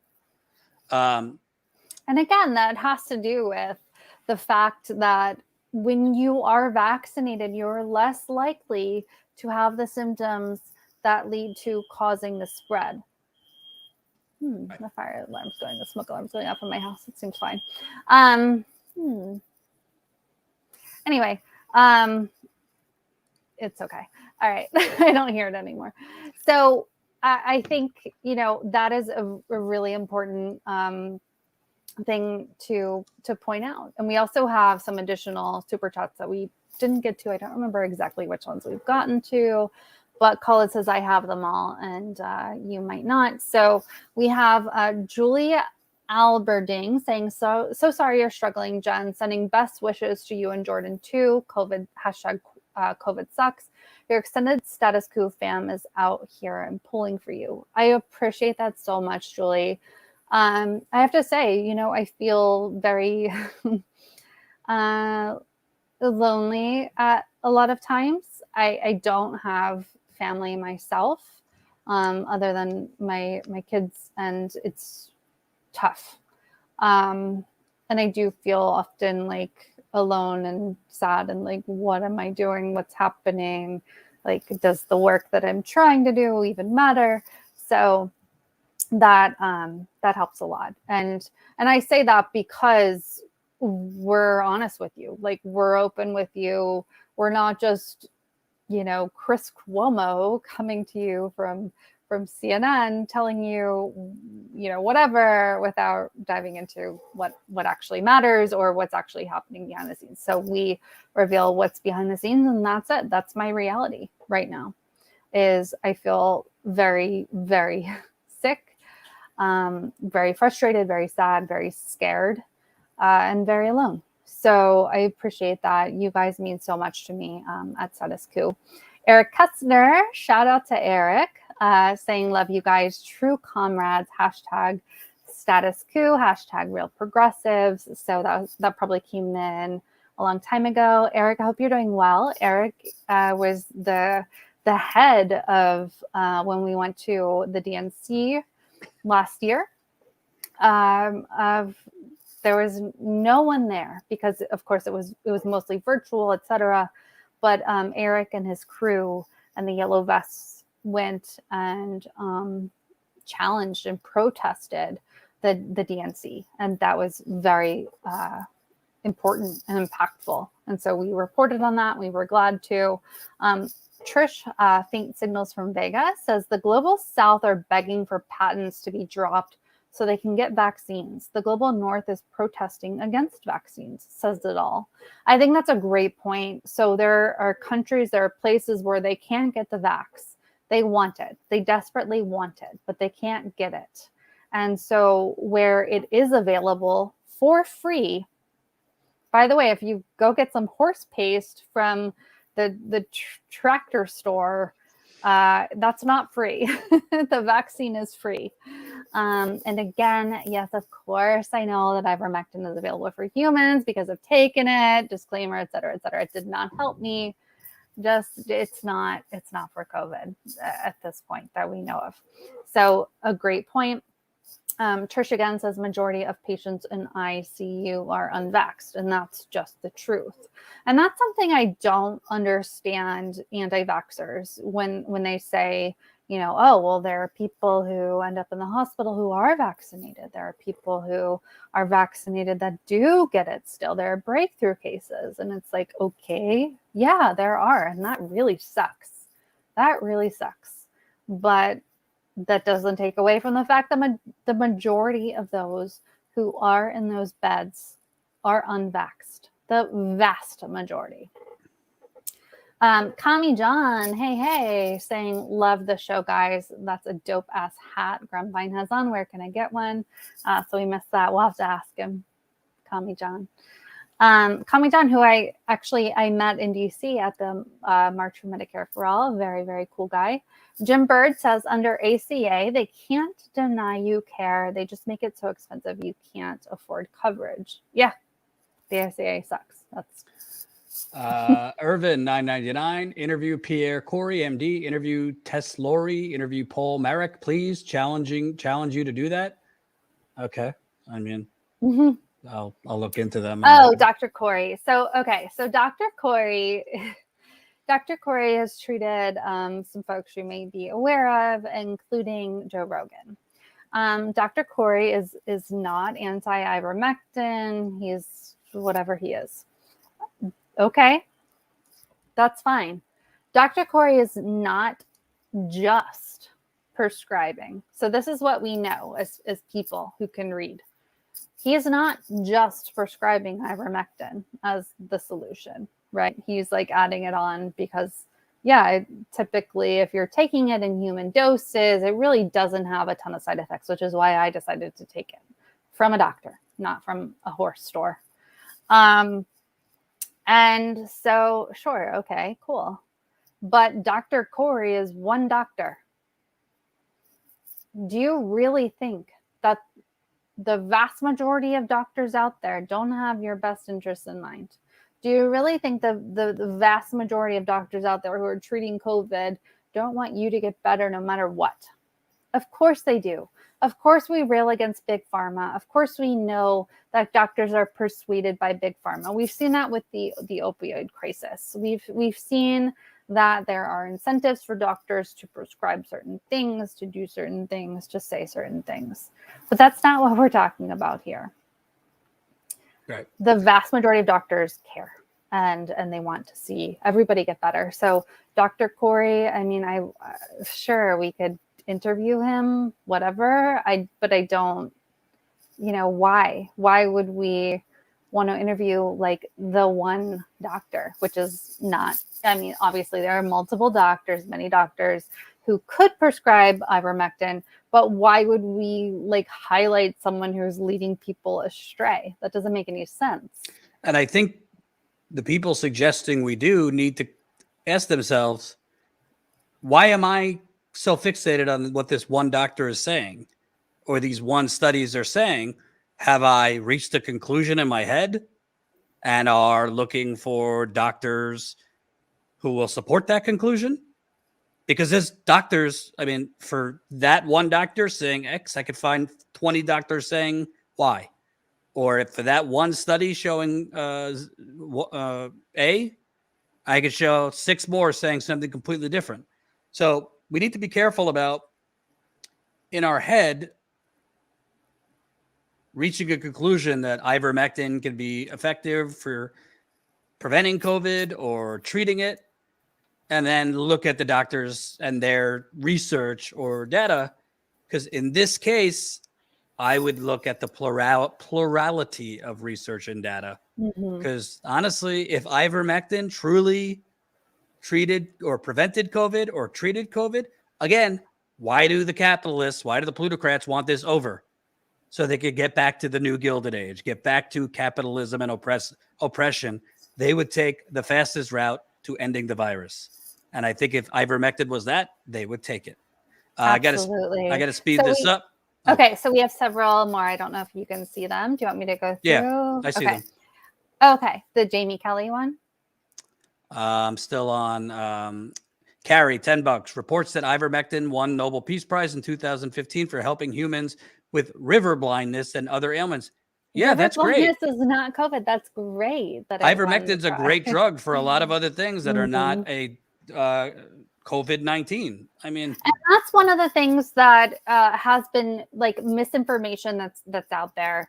I actually don't recall who said this. I think it was Joe Rogan. That might not be the case, but was saying like, well, ivermectin has won the Nobel Peace Prize. It's approved for humans. It's XYZ. Okay, great. But that doesn't mean it helps with COVID. It could potentially help with other things. Like, yes, it has helped with river blindness, etc. Right. Let me go. Sam, $10. Samuel, $10. Appreciate it. Oscar, $5. Even when vaccinated, you can keep infecting others. Your point is wrong. We've already addressed this 25 times, so I'm not going to address it again. Oscar, $5. Mutations. Sure, but there's a less chance. Mutations are accruing even with those vaccinated. That's because you guys aren't vaccinated. Yes, but mutations all these mutations are continuing to mutate and mutate because viruses thrive on openings. So the more people that are unvaccinated, the more things will mutate. Secondly, as we've repeatedly said, vaccinations are only one part of it. We also need mask mandates and actual social distancing, particularly in hot zones. And I'm sorry if you're fed up with them, but that's the data shows that is wildly affecting in dropping the spread of this. Oscar, $5. Solution seems to be masking and distancing and vaccinations, I'm afraid. We agree. That's what I just said. John, $4.99. Israel has the highest vaccinated population, yet they were going through another COVID wave. Why aren't you following those developments? I talked about Israel. We are, yeah. 5 We're times. definitely following those developments. It's, of course, it's not ideal that the rates are going up. It's not ideal that the variants are breaking through more. It's not ideal, but Right, it still works. The vaccine still works. And but again, that's just the top line. You're not looking underneath the hood of why cases were going up among the vaccinated in Israel. Again, super critical context. In March, over half of Israelis were vaccinated. They were all on Pfizer. Pfizer's protection started to go down 6 months after the shot. There's a more deadly virus spreading in Israel and elsewhere. So they were over halfway. They got over half their population fully vaccinated 5 months earlier than we did. So their protection started to wane earlier than ours.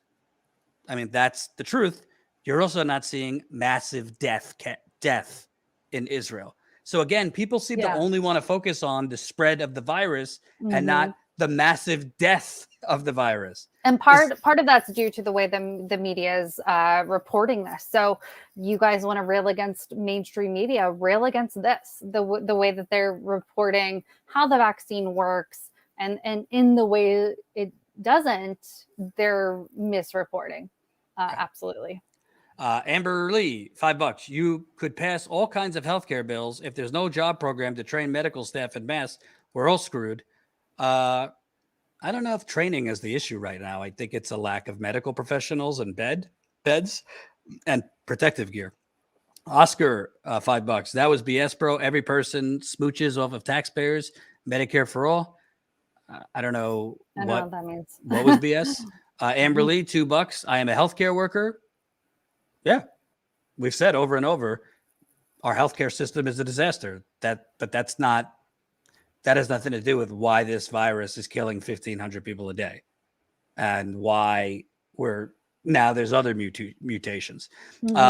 Anything else you want to say, Jen? Because I haven't eaten since 10 a.m. Sure. So let me get through these. So I do have additional super chats that you seem to not have. So Jamie Kelly, do we have info on vaccines protecting against long COVID? I'm vaccinated, just haven't seen much info one way or the other. That's a great question. And I will say it's completely anecdotal. So I'm a member of some long hauler COVID groups on Facebook, etc. And I have seen others report that the vaccine helped them with long COVID. It did seem to help me with my long hauler symptoms, but that's not a study. Those are experiences on the internet. So I can't say one way or the other. Amberly Grego saying, not a healthcare worker. Stop telling us who to care for. Sure. It's inevitably your choice. I don't know which way you're swinging, but we both said we didn't agree with not caring for unvaccinated folks. Amber, I should add. I mean, there are nurses and doctors coming out publicly right now saying they don't want to treat the unvaccinated anymore. I mean, that's there is a walkout. Public doctors and nurses. It might not be you, but that's not us just saying it. There are nurses and doctors fed up. They're mentally and physically exhausted after 2 years of this. And they are beginning to say, we don't want to treat the unvaccinated. So that's just a fact. You can look it up. Which I do think, personally, I think that violates the Hippocratic Oath, and I don't agree with that. But that's, whatever. That's what I think. Amberly Grego again saying, I'm not numb, just won't be told who gets treatment, unvaccinated or not. You're not even in the medical field. Sure, we're not in the medical field. Neither are a lot of these people who are telling you what you want to hear. I don't know if that's you. Glenn Greenwald you in general. Glenn Greenwald doesn't live in America. Is he disqualified from talking about it? I'm sorry. We respect that you're a nurse and a doctor. Don't tell us we can't have opinions on something because we are not a nurse. Sorry. Right. So I think that, yeah, this was quite a while ago that she had sent this message. She goes on to say in a different super chat saying, I take care of COVID patients as a professional. I don't stop to ask who's vaccinated. Gross. I agree with that. I agree with that fact. What I was saying is, as a thought experiment, if you are a medical professional and you are in a vacuum where you have a choice between treating one patient only, and there are two there, and one is vaccinated and one is not, both with COVID, what do you do? That's all I was saying. Andre says, Jen, it's not a thought experiment. It's actually happening right now. Yeah, it is. Doctors are having to make that decision in many states because they don't have enough hospital beds. Yeah, for sure. Andre says, although I'm minded to slowing and or preventing the spread, I am not fully following your logic. Can you post an itemized list of references and links to the data and studies you are citing? I mean, I don't know, dude. Yeah, like, I'll get on sure. that in addition to the 25 other things I'm doing right now. Sure. It's look at our you could ask Joe Rogan. You could ask Joe Rogan and the rest of them to offer that as well. I'll say, look at our Twitter pages. We're both vocal about what we think. We're both vocal about sharing science and data and facts and speaking out. So at Jen Elizabeth J on Twitter and at Jordan Sheridan on Twitter. And there you can find your itemized list. Along with just simply looking for science, then you can come to our conclusions. And by the way, just to be clear, when people say vaccinated people can spread the virus as much as unvaccinated people, data also shows there are a lot less breakthrough COVID cases than unvaccinated people getting COVID. So when you're saying vaccinated people can spread the virus just as much, yes, but there's less vaccinated people spreading the virus too. Yeah. So. Dwayne Gordon says, given the amount of people who refuse the vaccine, they are putting everyone in danger. Mandates need to happen sooner rather than later. I have to say I agree. I applaud. I haven't seen the updated report, but reportedly Joe Biden was going to institute federal employees having to get vaccines, etc. So I applaud that. I do not see it as an impact on our freedoms. Let's, America, freedom. Because we've had this. We've had to get vaccinated before. We've had vaccine mandates before. We've had vaccine passports before. We've had it all before. It's just being renamed. And it's being used to scare you all. And that's insane. And that's grifterism, whatever it is. It's not truth. So we have Amberly again saying, we do appreciate all these super chats, saying get vaccinated. That said, healthcare workers don't control who gets vaccinated. We give care regardless. I agree and understand. Carrie Nonstad says, this whole COVID crisis from the beginning has been mismanaged, mishandled, including the perplexing conditions with our hospital being privatized. Not enough room for COVID patients, and that is ridiculous. Yeah, I do think it's being okay. I think it's being mismanaged, mishandled, including right now by Joe Biden. I think today he took a good step. Did you read, Jordan, the Carrie Nonson one that said the USA isn't receiving pertinent info? Yep. Okay, so we might be caught up at this point. We really appreciate all of your super chats so much. Even if you guys disagree with us, I think it has to be said and has to be pointed out. We're coming from a place of we care about you. We care about our fellow neighbors. It is truly not me, us. I don't want anyone else to have long hauler COVID like I have. I don't want that. That's my worst nightmare. I don't want anyone to die. And the effects from the vaccine, it simply is statistically irrelevant. Please get the vaccine. And ultimately, I think a lot of people just weren't listening to what we said. This is not only about who can and cannot spread the virus. This is about the astronomical, which I hope you have not become numb to, amount of people dying every day from the virus. So regardless of whether vaccinated people could spread it, unvaccinated people could spread it, the overwhelming majority of people dying in America right now and in hospitals right now, this is not a disputable fact. It's the facts, are unvaccinated. Also, part of why the virus will continue to mutate is if we don't have the majority of our country vaccinated with, keyword, with mask wearing and social distancing, particularly in the worst of the worst hit areas. So it's not only about the vaccine. We're not just saying if we all get vaccinated, we're done, we're good. We have to have, since the beginning of this, we've had makeshift state by state laws and rules. And it doesn't work because the virus isn't a state by state thing. It's a national thing. It's a global thing. The virus doesn't have different rules and regulations, each state. It goes through each state and each community the same. So having different states doing different things never made sense. Anyway, I got to go. Jen, glad to see you back. Members call tomorrow night, 6:30 Eastern. So a little earlier tomorrow, 6:30 Eastern, 3:30 Pacific. I hope we'll have as many members as possible. I hope you'll sign up to join us. Sign up, challenge us on this if you want to. Statusquo.com/join. Status 148 more people need to sign up by my 35th birthday in 11 days. Jordan's going to be a very old man. Statusquo.com/join. Join for his birthday. Going to be fun. Join for humanity. Thank you, Jen. Thank you, Steve Grumbine. And see you tomorrow. Statusquo.com/join. Appreciate it. Peace out. Bye, guys. Thank you.